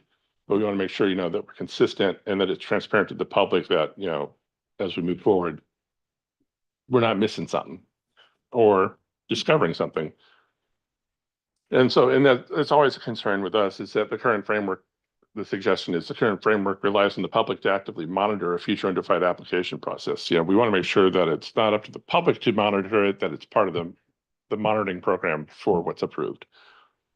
And so we did come to a finding of conditional support because we thought, it appears to be it's a different project and it has a lot of benefits to the county. El Dorado County is mostly about building houses. And we thought we've always talked at APAC about, hey, what's going on with business? What's going on with jobs? So those are some of the things that we considered when we provided. And so the conditional support, we said that Bass Lake Road should be, and what we've heard that it will be this way, constructed the improvements either prior to or concurrent with the project, essentially. So there's things like the installation of emergency vehicle hybrid beacon at the Bass Lake Road and El Dorado Hills fire station intersection, which is Hollow Oak. And again, we came back to the Hawkview Road signalization. We thought it was a little vague. We want to make sure that it's defined, that there's metrics established that say this is the trigger. And then we had concerns about the public facility finance plan. That's always hard to say. It went through 2 iterations before because the project, the Bass Lake Hills specific plan, I want to say the EAR, the study was 91, 92, it's approved in 96. And then they couldn't get it. There's like 40 property owners and they couldn't get annexed into EID. So there's no water.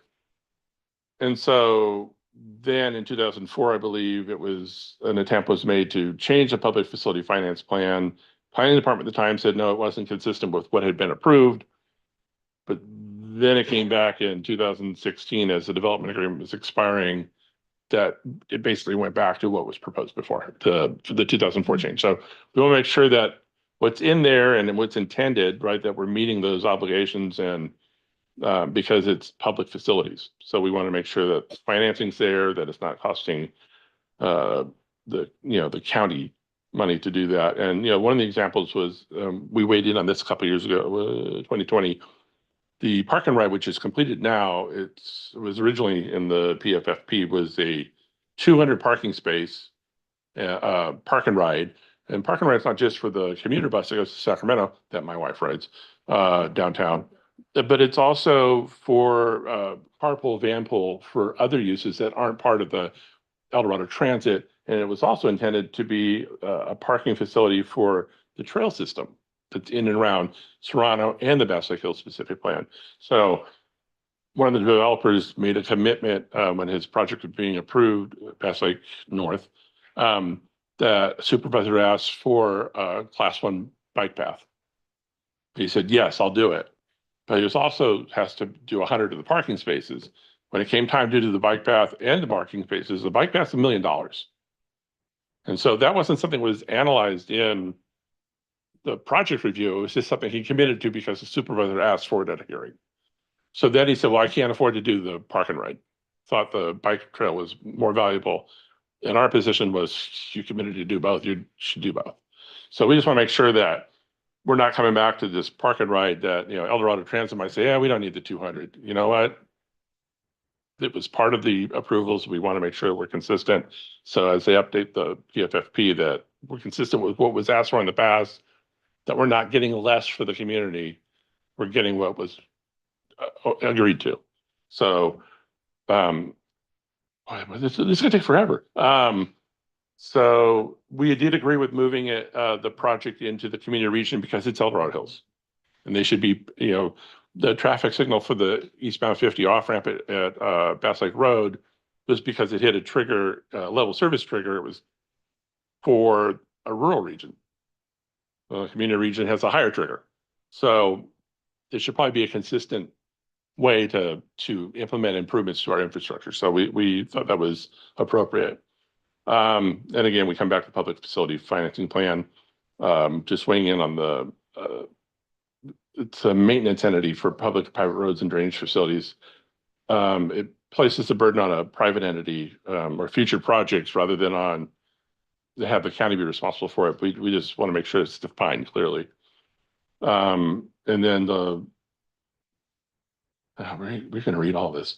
So we're just concerned. We want to make sure everything's defined. If it's in and approved, we want to make sure that there are standards, that there are metrics, and that nobody loses sight of what they are over time. And then again, we are concerned about the two-tier approach. We talked about that. So we're disappointed in it. We understand why it was done. We just want to make sure that there are objective standards for the program study area as projects are proposed in there, that we're consistent with what we're reviewing and talking about now is consistent with what is approved moving forward. And again, same thing, the program study area, that was the other consideration. So we just want to make sure it's not just, you know, a rubber stamp, that we're actually reviewing what's proposed and it's consistent with what was analyzed and approved, or will be approved or not approved. So water and sewer, you know, we're concerned about the annexation timeline for EID, and that we didn't think that a temporary septic system would be appropriate for a project of this size. It really should be built from the beginning with the full facility and not a temporary facility with septic. And that's here. So we suggested a prohibition on temporary septic systems because it didn't sit well with our subcommittee. Oh, hey, and that was the end of it. We did it. So voting members, and I gotta, let me stop this so I can see who's actually on tonight, because I'm not sure. Okay. There. So now I can go back and I can load up. I can see who's here. So how are we gonna do this tonight? Because we haven't done this in a little while. We only have one voting member online, and that'd be Roger. So somebody want to make a motion that we accept or modify? We want to wait and listen to. Oh, I'm sorry, we should do that. To what the developer has to say, and they Yes. might answer some of our questions. And then, yeah, so we'll ask some questions, and Josh, I'll put the point the figure you're after Linda. Who's going first? You go first. Okay. In the planning commission meeting, I don't think that I realized it, but is there no development agreement on this, on Town and Country? No development agreement. Okay. And the reason I ask, because the development agreement has a 20-year term and then the criteria associated with it. So if there's no development agreement, then there's no deadline type checkpoints. Is that correct? They would be, we can write them into the conditions of approval. So that's how that would be handled for anything that has a deadline to it. Okay. or defining, this has to happen before this happens. Right.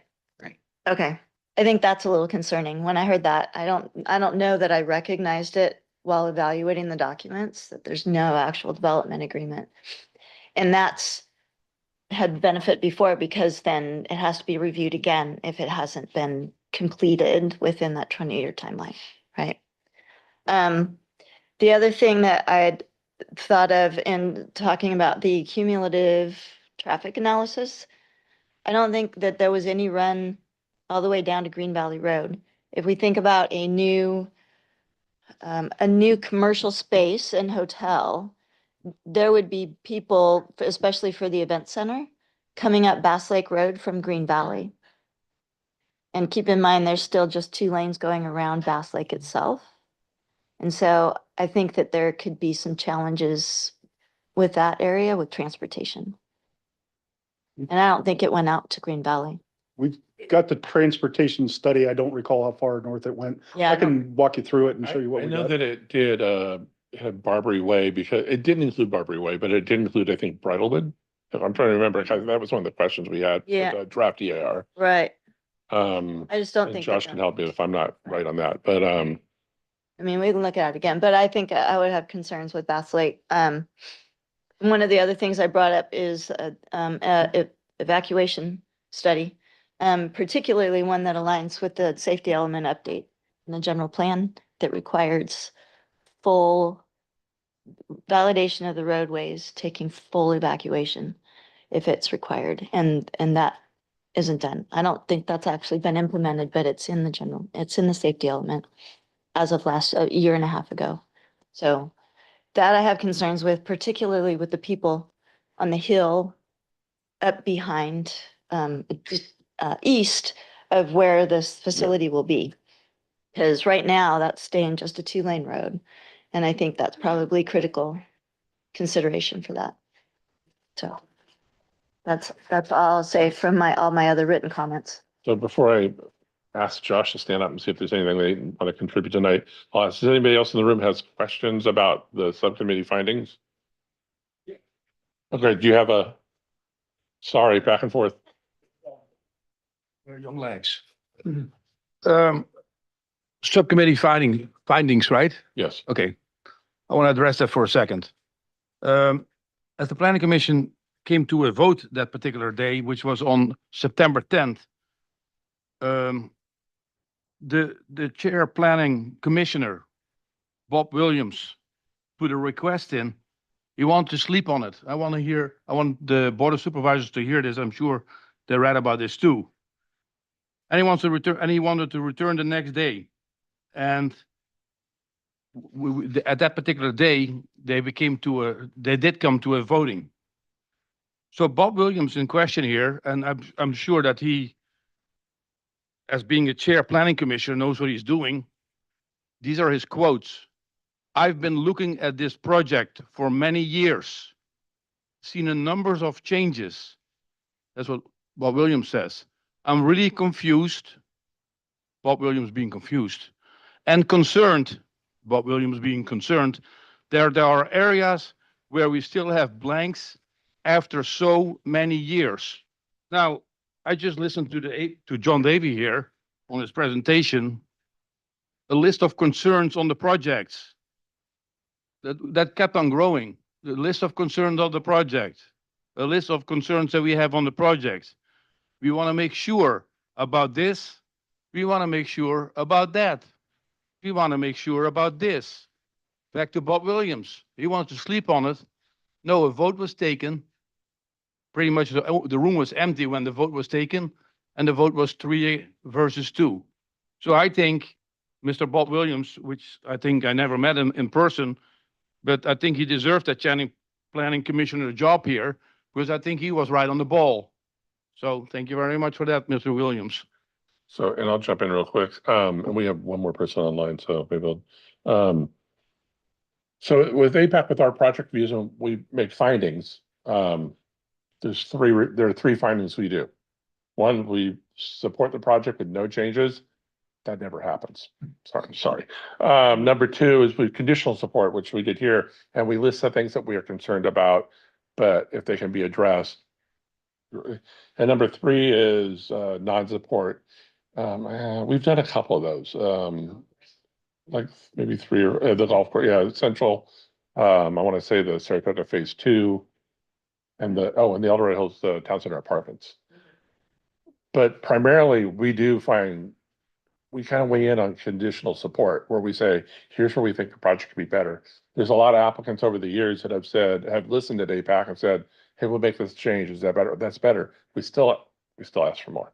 But that's typically what our project reviews are like. So, and I know Commissioner Williams, Chair Williams, he'll probably weigh in with the Board of Supervisors about his concerns. Yeah. So, and you know, Bob was a past executive member of our executive committee of officers, and someday when he retires again, maybe he'll be back here with us. But so yeah, so when we look at it, we understand that not everybody's going to agree with what our findings are. Yeah. But then it's also an opportunity for you to see those and say, what about that, and submit your own comments. Right. So, and I'm gonna let Chris has had his hand up for a little bit, so I'm gonna ask Chris, can you unmute? We'll hear from you now. Yeah, I just unmuted. Thank you. This segment being the subcommittee findings, I thought it was a very thorough, multiple screens that you had read. The only thing that I was thinking about as you were going through is when you use the word violates. I think it may be a poor choice. There's a negative connotation that is used by the word violates. And I'm thinking in some cases, it's a question of what was the original intent versus what changes the developer is currently including and staff is including from the planning staff's work. Essentially, whether or not you have a general plan amendment, whether or not there's any changes in the Bass Lake specific plan. I don't see that as the word violates more than it is that it's changed from the original intent. Sorry for repeating myself. The other part of it is that I did hear, and I was in the room when the Planning Commission took their action. I thought it was thoroughly presented. The notion of 2 days, since I'm a former District 2 Planning Commissioner myself of 2.5 years, we typically went to a second day if there was a lot of comments made by the public participation. For instance, either they're in person or on Zoom. In this particular case, there was a number of comments, some of which have also been repeated tonight. And I think that the question on whether it's adequate, as this gentleman who had commented, whether or not there's something wrong with the fact that it didn't go 2 days, I think that's not really, it's not relevant to this question of whether or not your subcommittee findings are adequate or not adequate. Almost finished here. Originally I had talked to you about my experience with Bass Lake Road. This question of whether there's a development agreement. There were development agreements on all the residential projects. They had to have development agreements. I thought it might be important for staff to say why a development agreement for a residential project, but not a development agreement for a commercial project. In my mind, there is that distinction, and that was brought up, I believe, by your comments, Chair. Let's see, one more thing. This question on whether or not it adequately covers Bass Lake Road all the way up to Green Valley Road. As you know, these were specific plan projects, including Silver Springs. So therefore, the name of that road is Silver Springs Parkway. The reason why Silver Springs Parkway is in place and not using the windy Bass Lake Road was because of the analysis that was done back in the 1980s about the development of this area. So therefore, it has been analyzed, and I believe DOT staff could speak to that tonight if there's any question that has been brought up that hasn't been answered. Thank you for the time. Hey, thank you, Chris. So, okay, where's that? We talked about development, so I'm going to turn to you. Also keep in mind that right now, the Costco proposal is not asking for any changes in the general plan, or it will not be going to the Board of Supervisors. It's a planning commission decision. And then right now, there's not a development agreement on a Costco project either. So, and now, Josh, are you ready? Well, thank you. Thank you, John. Thank you, members. It's been about 7 years since we started this process, so thank you. But let me just go to Linda's question, since it was the last question asked, and that is in the super cumulative, they studied 33 intersections and did go to 3 intersections on Green Valley Road. So that's on page 10 of the super cumulative. You can take that.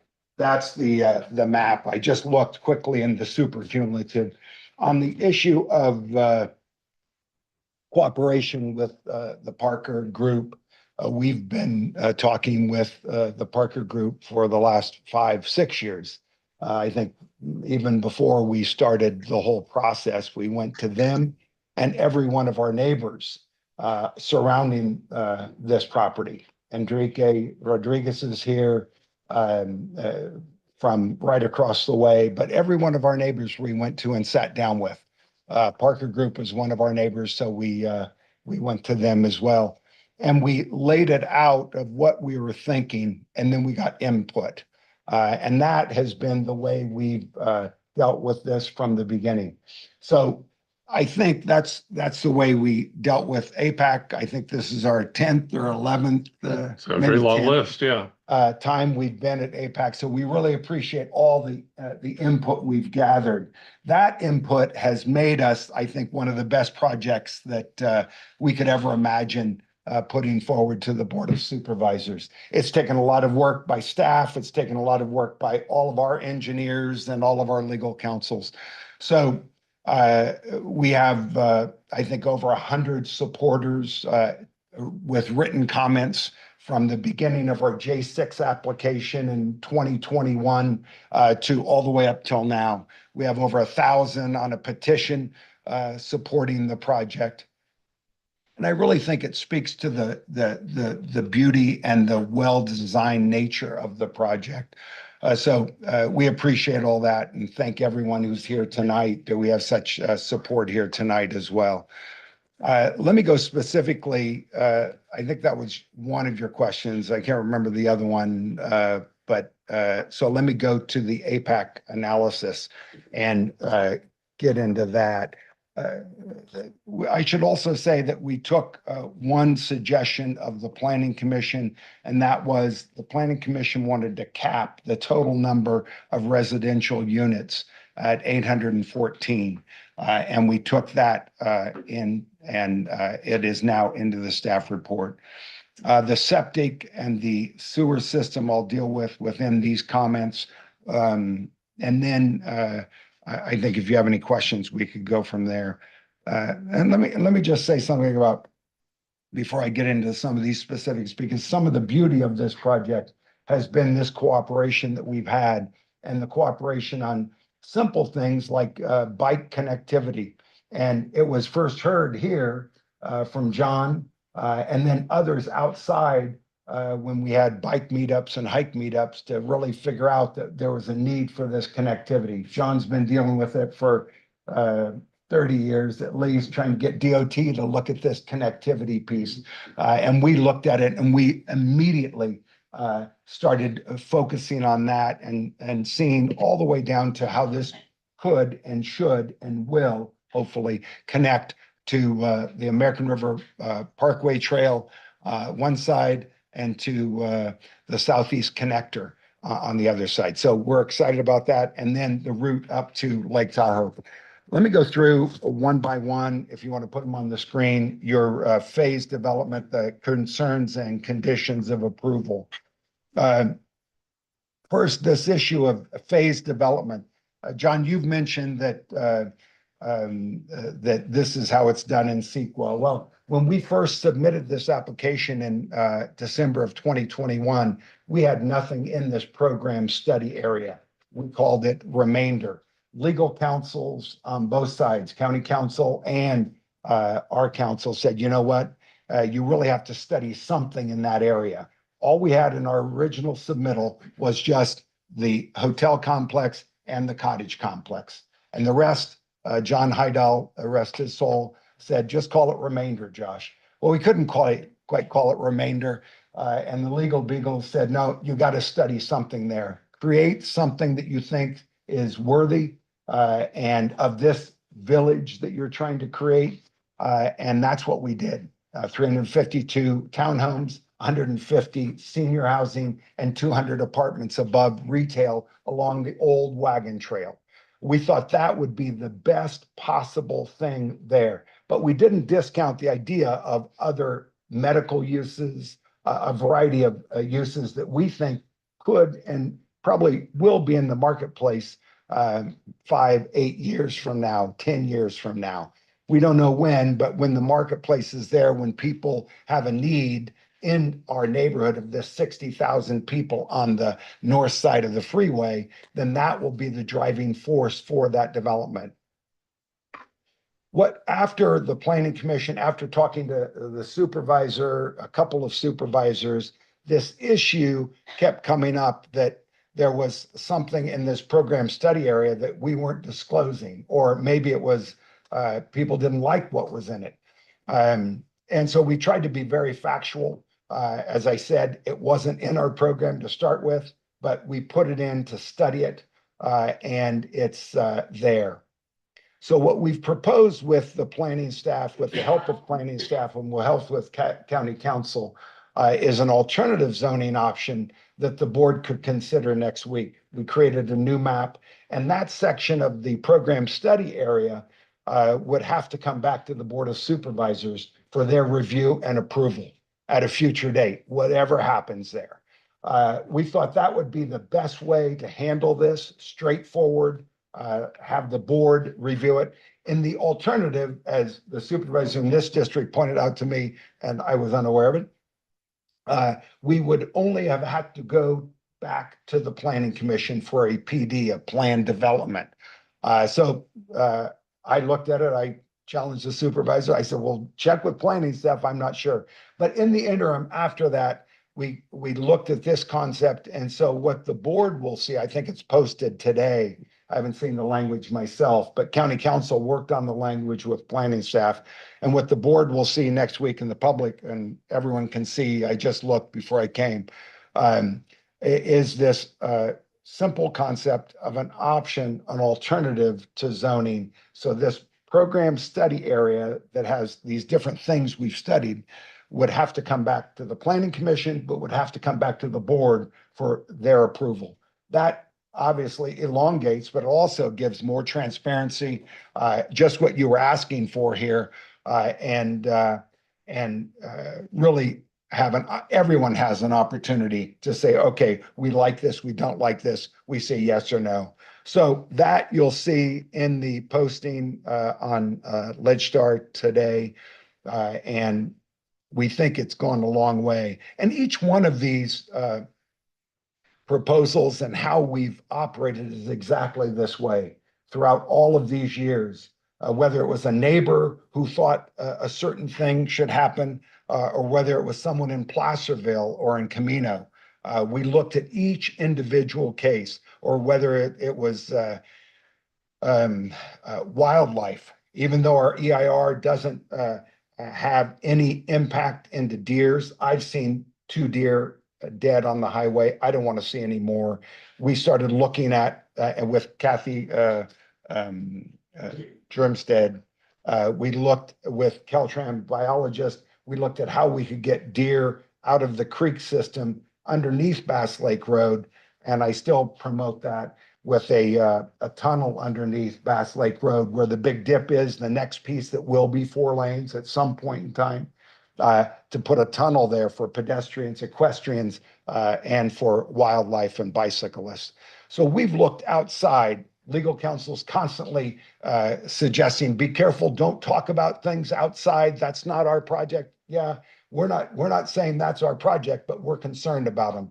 And each one of those things we've looked at and we continue to look at. So that's the phase development and deferred entitlements that I hope that piece that's been completely analyzed by planning department and completely vetted by county council will be of help there. On the second, indemnity and litigation exposure, on the employee housing piece, we don't see it. Staff housing, we analyzed, I think, 10 different staff housing connected to hotels throughout California. And we saw no problem for the county, no problem for us and the development or the hotel. It's been very well accepted, and mostly in upper end resorts where they just can't find staff to be there. And some of our proponents, hoteliers like Peter, well, that was his first question to us at one of our meetings from Serrano. He said, hey, now you guys really have analyzed all this. This type of development takes X, Y, and Z. I've been in the hotel business for 30 years. So we've done that. We don't see any exposure. Your third item, timing and funding of infrastructure improvements. We've committed through DOT and the conditions that the planning department has proposed, condition 34A, the little I as you put here, that it will be built. No, that one, it will be built before occupancy. It shall be. So there's no doubt that 4 lanes on Bass Lake Road from Highway 50 just past Country Club shall be built before we get a condition of occupancy. The reimbursement, staff has been very clear and told us our tip fee is $2 million. Roughly 2 million, I think on the last calculation. And they've been clear that you may ask for reimbursement and you may get reimbursement.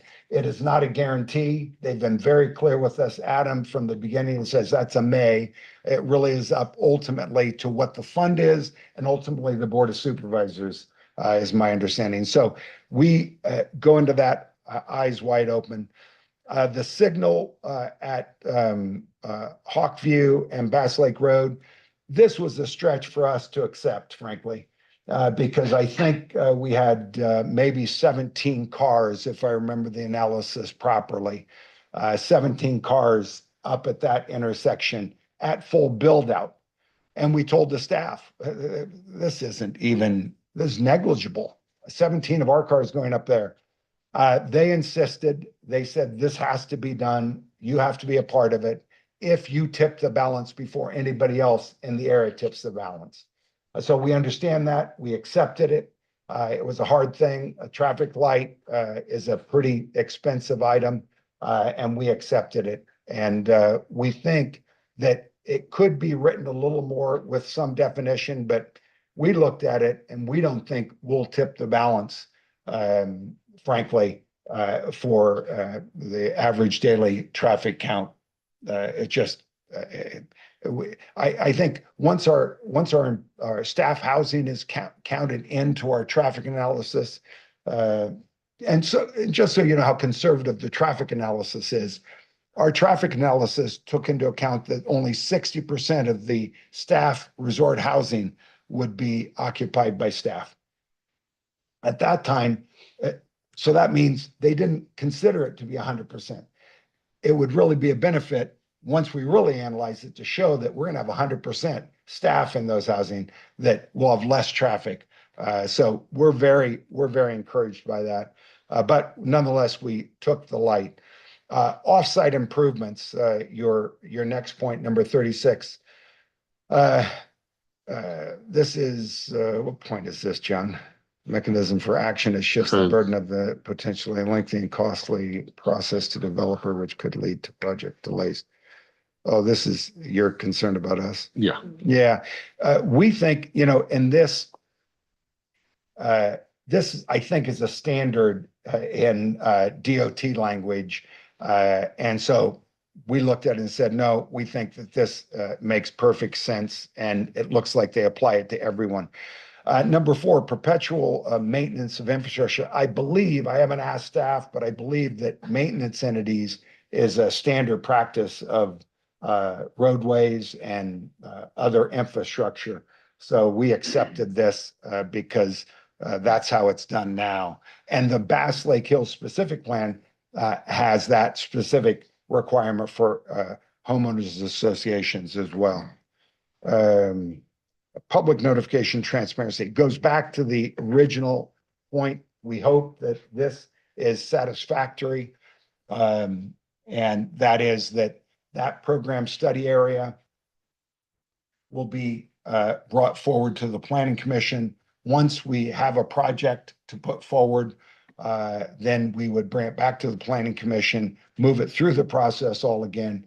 And just the way we are, the same process we went through the last years, and then required to go to the Board of Supervisors because of the supervisors insistent on that piece, and others have talked about it as well.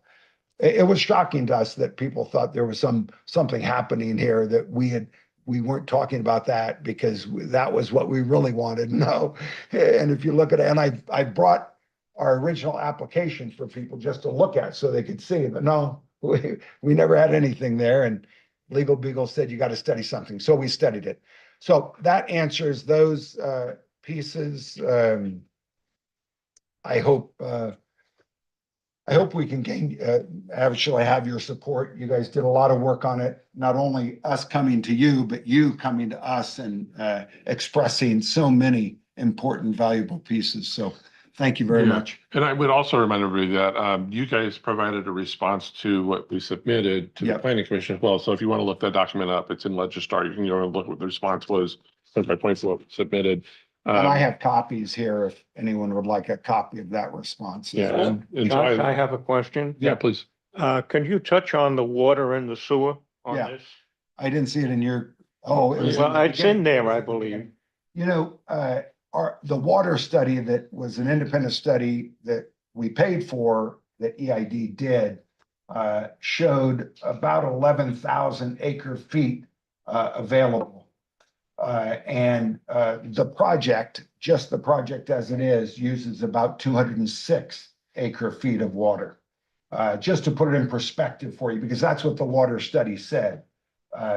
11,000 acre feet EID has available for usage. They don't call it surplus, they just call it available. Are you going to connect to EID? Oh, yeah. Okay. For the water purpose. So the sewer, we intend to connect to EID. The septic field, our idea of wildflowers on the program study area, is a pretty sophisticated pressurized system. And the reason was that we have to go through about 9 property owners for our sewer hookup. Parker Development has been very cooperative. Everyone along the line has been very cooperative, but people buy and sell property. And so we don't want to be held up, and we don't want the project to be held up. Much more affordable to build a permanent sewer line for the public. It's a public line, and it would be much more expensive to do a septic system as an interim basis and take most of the program study area for septic. And what it is are 3-foot mounds and mist spray into the mounds. The solids are kept in a tank down below. the liquids sprayed up, and then we have a field of wildflowers.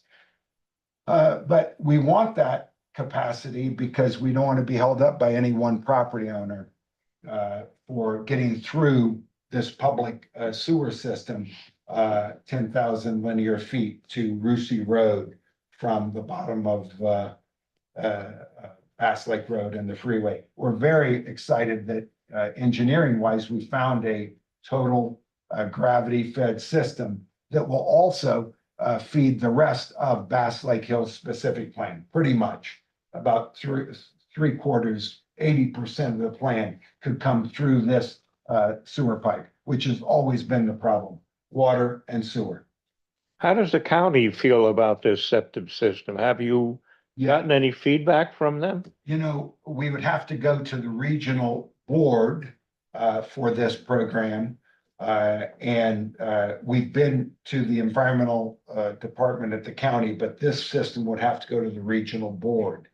So that would be another hurdle to take in. So, yeah, and anyone lives in, what's the, Lockstown, or what's the name of? Bridlewood. Bridlewood? Yeah. And I was told that Bridlewood is on septic. And people don't even know. No. Some of it, the homeowners. We have a Bridlewood HOA, remember back in the back room? And we have, No? No, we don't. Okay. oh, There's another development, I believe, north of Green Valley Road that has septic systems. I believe. yeah. Is it Sierra Crossing? I don't recall.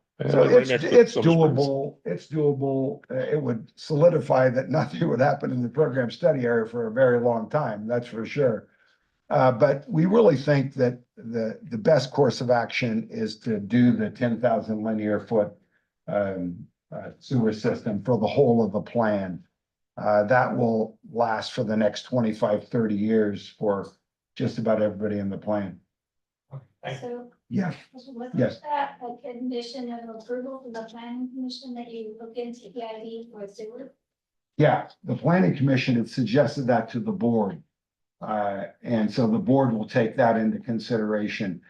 Legal staff has written some language in that area.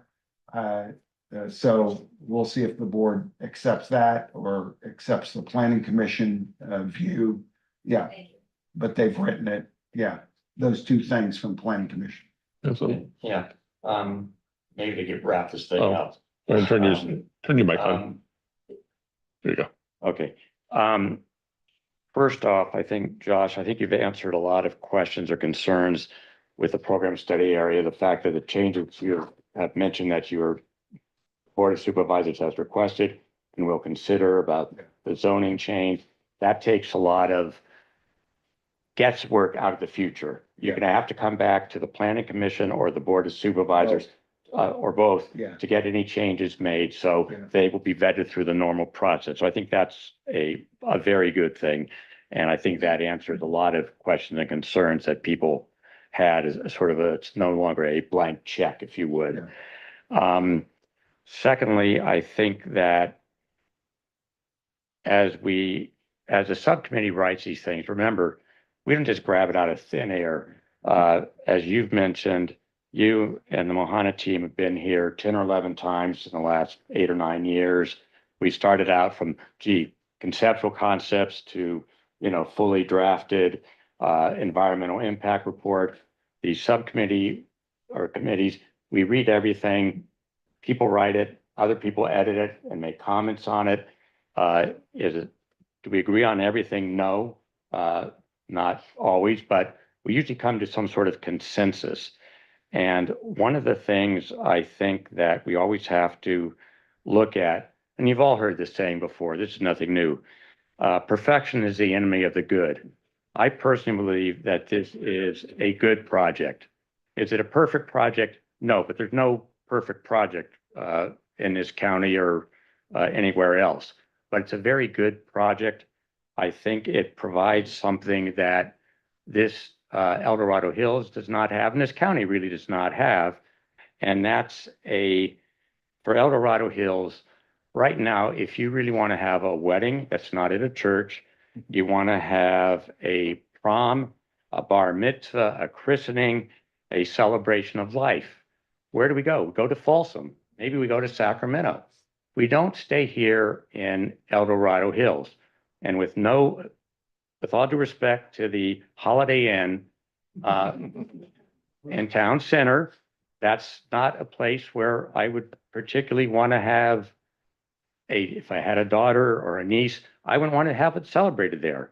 I think this offers a unique opportunity. And I think it's something that the El Dorado Hills will benefit from. I think it's something that the county will benefit from. And with any project, there's pros and cons. Yeah, there's gonna be some traffic issues, but I think a lot of these traffic issues will, with the cumulative effects and the plans that are being made by both town and country and by the Parker developments, if they are approved, they will make improvements to Bass Lake roads, which will make it better for the residents who drive those roads every day. So a long way of saying, John, I am recommending that the APAC officers, the APAC voting members vote to adopt the subcommittee report as written. Okay, is there a second? A second. Okay. So with that, we did lose one of our voting members online, so when we lost our connectivity. So Mr. Raslier, yes or no? Yes. Melinda, yes or no? Whatever you want, just do what you gotta do. And if we all voted no and one of us voted yes, the person who voted yes can submit a minority report. So the motion was about the report itself. I don't have a problem with the report. Yeah. I am challenged still with the project and the original intent and the alignment with the general plan that the voters of the county voted for. And the specific plan that was built up before for Bass Lake Hills. And the main thing is that there is one issue that came up with CEQA that can't be mitigated, and that's the removal of that particular open space. It was intended to be a separation between between Bass Lake, El Dorado Hills and Cameron Park, so that we maintain a semblance of what we consider the rural character, which is written into the general plan. That is something we can't ever get back if this is approved. In the planning commission, one of the commissioners said, well, I guess we plan based on specific plans. I think that's an incorrect assumption because we don't have to. This is still a discretionary project. So I think it's about the weight of each factor. And when it comes for me, thinking of that break and that separation has a pretty strong weight to it. And I think that's a lot of where I have a challenge saying, yes, let's support approval because it can't ever be changed. Our county suffers a lot with broken promises and ever-changing development plans or agreements, right? They come back and then something comes up because they plan over time. They plan on market conditions. The fact we don't have a development agreement, I think is because we're not actually evaluating the housing part of it right now. Is that right? I think. Development agreement is voluntary. Okay. It is not required, and we don't have any triggers that say, adopted anything. That says- Okay. It's the only language we have about development agreements is if they voluntarily want to enter into a development agreement, then there's a few rules. Okay. I think maybe some of the study area definitely has me concerned because it's not laid out. We're gonna get a count of things. We're gonna estimate you're gonna have this much commercial floor space. We don't have any idea how that's gonna look. So it is an unknown, even though you're giving counts of things. It could change significantly over time. Definitely being able to review again is helpful. But if it's reviewed again in 10 or 15 years, when some of us in this room may not be reviewing it again, then all of the history is lost. And I say that because we have specific plants that are almost 40 years old and still are not fully built out. I probably won't be here in 40 years. So, so anyways, those are my main concerns. And of course, things like really the evacuation route stuff is a lot of concern. So I would be a no for the project. So next would be Mr. Knox. You know, I'm going to say, yes, and let me say this in a really nice, very kindly qualifying way, because I'm really learning on APEC, and I'm continuing to learn every time I join and listen to everybody who contributes to this committee and this commission. So, I say that in a very learning and enjoyable experience. I'm happy to be a part of it and happy to say yes. Does that make sense? It does. Hell yeah. There you go. Bill Jamaica. So my biggest concerns were water and sewer, which you've addressed. I support the planning commission's recommendation that it would be a requirement to have full look at DID. My other concern was about the program and project area. I think that, and I was going to ask for a stronger statement from APAC, a stronger ask. The putting it in front of the board if there's a change or when it comes to the program area development, I think that's appropriate. So with those two caveats, I support it. Okay, Mr. White. Yes. That leaves me. I also am a yes. So I'm sorry. Oh, I couldn't see you when I looked out. Please, Nancy. I'm a yes. Okay. If I lean this way, I'll see you the whole time now. I won't see anybody else. It's quiet over here. Yeah, John was first. Oh, you were first. Yes. But I would like to add possibly to our report what you brought up and also what Jim brought up. Bill. Bill, I meant. Bill. It's getting late. You know. I got I'm getting before. ready to leave. I'm running out of juice here. Yeah. Do you want to? Yeah, here. That way people can hear you. Thank you so much. Just, I just prepared some talking points. I want to quickly, if it's possible, within my 3 minutes, probably go over it. I'm an El Dorado Hills resident for the last 10 years. I wanted to take this opportunity to commend both county staff and the subcommittee for the depth of their review in the final EAIR. My understanding is this project has gone through multiple years of public review, technical study and design refinement, and it's reflected in the FEIR. I think it's important to recognize that this project, what it delivers for El Dorado Hills. We all know the budgetary and economic challenges facing El Dorado County, and how this project can actually be a catalyst and a huge revenue boost for our community. My understanding of this project, looking at it, is a walkable mixed use village that aligns with our county general plan vision of focusing growth with existing community regions. We're not pushing out development into rural land. We're not doing that. So it brings long planned retail, employment, housing choices near our existing neighborhoods.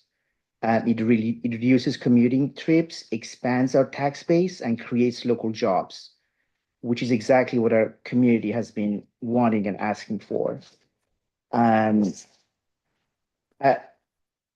The APAC committee and subcommittee, they praised the amount of engagement and outreach from this project applicant, with years of ongoing communication and positive collaboration, transparency. And I think this is a model that hasn't been seen or matched by other developers. I understand the committee and the subcommittees questions and concerns. The final EIR is quite exhaustive. I literally skimmed through it, hundreds of pages of technical studies, traffic modeling, mitigation measures. I had to take a few pills of Tylenol to go to the report, to be honest with you. But I feel like every major concern raised has been somewhat addressed in the report, whether it's from traffic and water supply to fire services and biological resources. EID has verified available water and wastewater capacity under its adopted urban water management plan. Fire and sheriff services are fully accounted for in both impact fees and planned infrastructure. The county's own traffic consultant confirmed that with mitigation, project intersection will operate within acceptable level of service and safety standard. So I really understand the conditional support positioning, and it's a natural caution. But I believe some of those conditions have been already built in the final EIR. The road improvement, the signalization, the infrastructure funding mechanism, they're not hypothetical. They're enforceable bond secured obligations that tie directly to occupancy milestones. So delaying or adding redundant condition at this stage, I don't think it strengthens accountability. It only increases cost uncertainty, and it discourages the very investment that brings amenities to our community. And we risk losing well-planned project to what I came up with this weird name, procedural fatigue. But, not just this good project, but any future good projects for our community. So I think this is the type of project that is balanced, smart growth, compact, serviceable, and economically enriching and self-sustaining. So in conclusion, what I respectfully request from the committee and the subcommittee to forward to the Board of Supervisor is, I understand the chair mentioned that you never give support, but whether that conditional support, if you can reconsider and rethink some of your conditions, and where you find those conditions might be duplicative or may result in unduly necessary deferrals of project, maybe to rethink and reconsider some of those conditions that you're asking. Because at the end of the day, I think our job and our challenge is not to hinder, but to facilitate projects and find that right balance between our standard while showing that we can welcome well-designed, well-studied project through facilitation and communication. So I'd like to thank you for your leadership and for moving our community forward with a project that I truly believe reflects and embodies our community values. Thank you. Yeah. Mr. Chair Davey, could I just say a couple of things? I promise to keep it within 90 seconds. This gentleman did a fantastic You have one job. of these over here? No, I'm just gonna push this button. There you go. Hear me? Awesome. I'm not sure if it works. Your committee officers, my name is Enrique Rodriguez. I'm here as an interested party and affected stakeholder because we own approximately, we own a property 10 acres right below the existing park and ride. And so I'm here, we've lived there for over 20 years with 6 children, 4 granddaughters, and we've seen a lot of change throughout the years since we were here in 1999. The reason I say that I'm a directly affected stakeholder is because one of the proposed sewer line connections going to the Silver Valley Parkway runs right adjacent along our property line and the Andersons. So we, Josh, Hane, Mo Mohana, have incorporated and communicated not only us, the entire community, and have kept us in the loop in the committees, in the meetings, the gatherings up at Mohana Ranch. They've been a good steward of the community. And I believe that Mo and Josh not only have a fantastic project, but also have the ability to make this a reality. And I think this project is a fantastic project that will benefit the entire community. And the comment regarding the Holiday Inn Express, my wife worked there for over 8 years, and I can guarantee you that is not a place you can have a meaningful event because it just doesn't have the capacity. The other thing is we are basically anybody who wants to stay in the area has to go to Folsom, and we're losing so much revenue. And I know this project is going to bring in, like Josh Pond is saying, over $2 million of revenue that I know the county really needs. So keep it short with that. We're in full support of Josh and Mo Mohana for this. I think what's going to be a fantastic project. So with that, thank you so much for your time and your consideration. All right. Well, with that, that's our last agenda item. We have our vote. We'll submit our comments again to the Board of Supervisors before their meeting. Remind everybody that if you can't make our meeting and you want to submit questions for applicants, try to get them in the Monday before our Wednesday meeting so that we can give them the applicant and they could seek out maybe the answer. So we have it at the meeting. The other thing is that our next meeting is, I can make sure I have the date right. It's scheduled November 12th. for November 12th. I think it might be in this room again, but I need to check the calendar to see if this room is available for November 12th. So with that. November 12th, it will be here.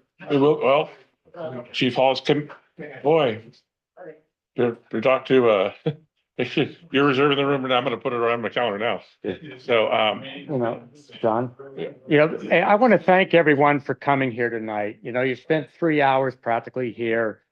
It's engaged citizens that make the county work, otherwise staff could just do their thing, but they come here, they answer our questions, they listen to our criticisms. We all don't agree on everything, but I think you have to agree that if we disagree, we do so agreeably. I don't dislike anyone because how they vote or what they say. As we go through this process, sometimes the person I'm disagreeing with tonight on the next project, that person and I are going to be side by side, marching forward together. So remember, this is a good process. Thank you all for coming here tonight. And I definitely expect all of you to come back here on November 12th. thank you. Thank you, John. Thank you very much. Appreciate it. No problem. I appreciate you guys taking the time.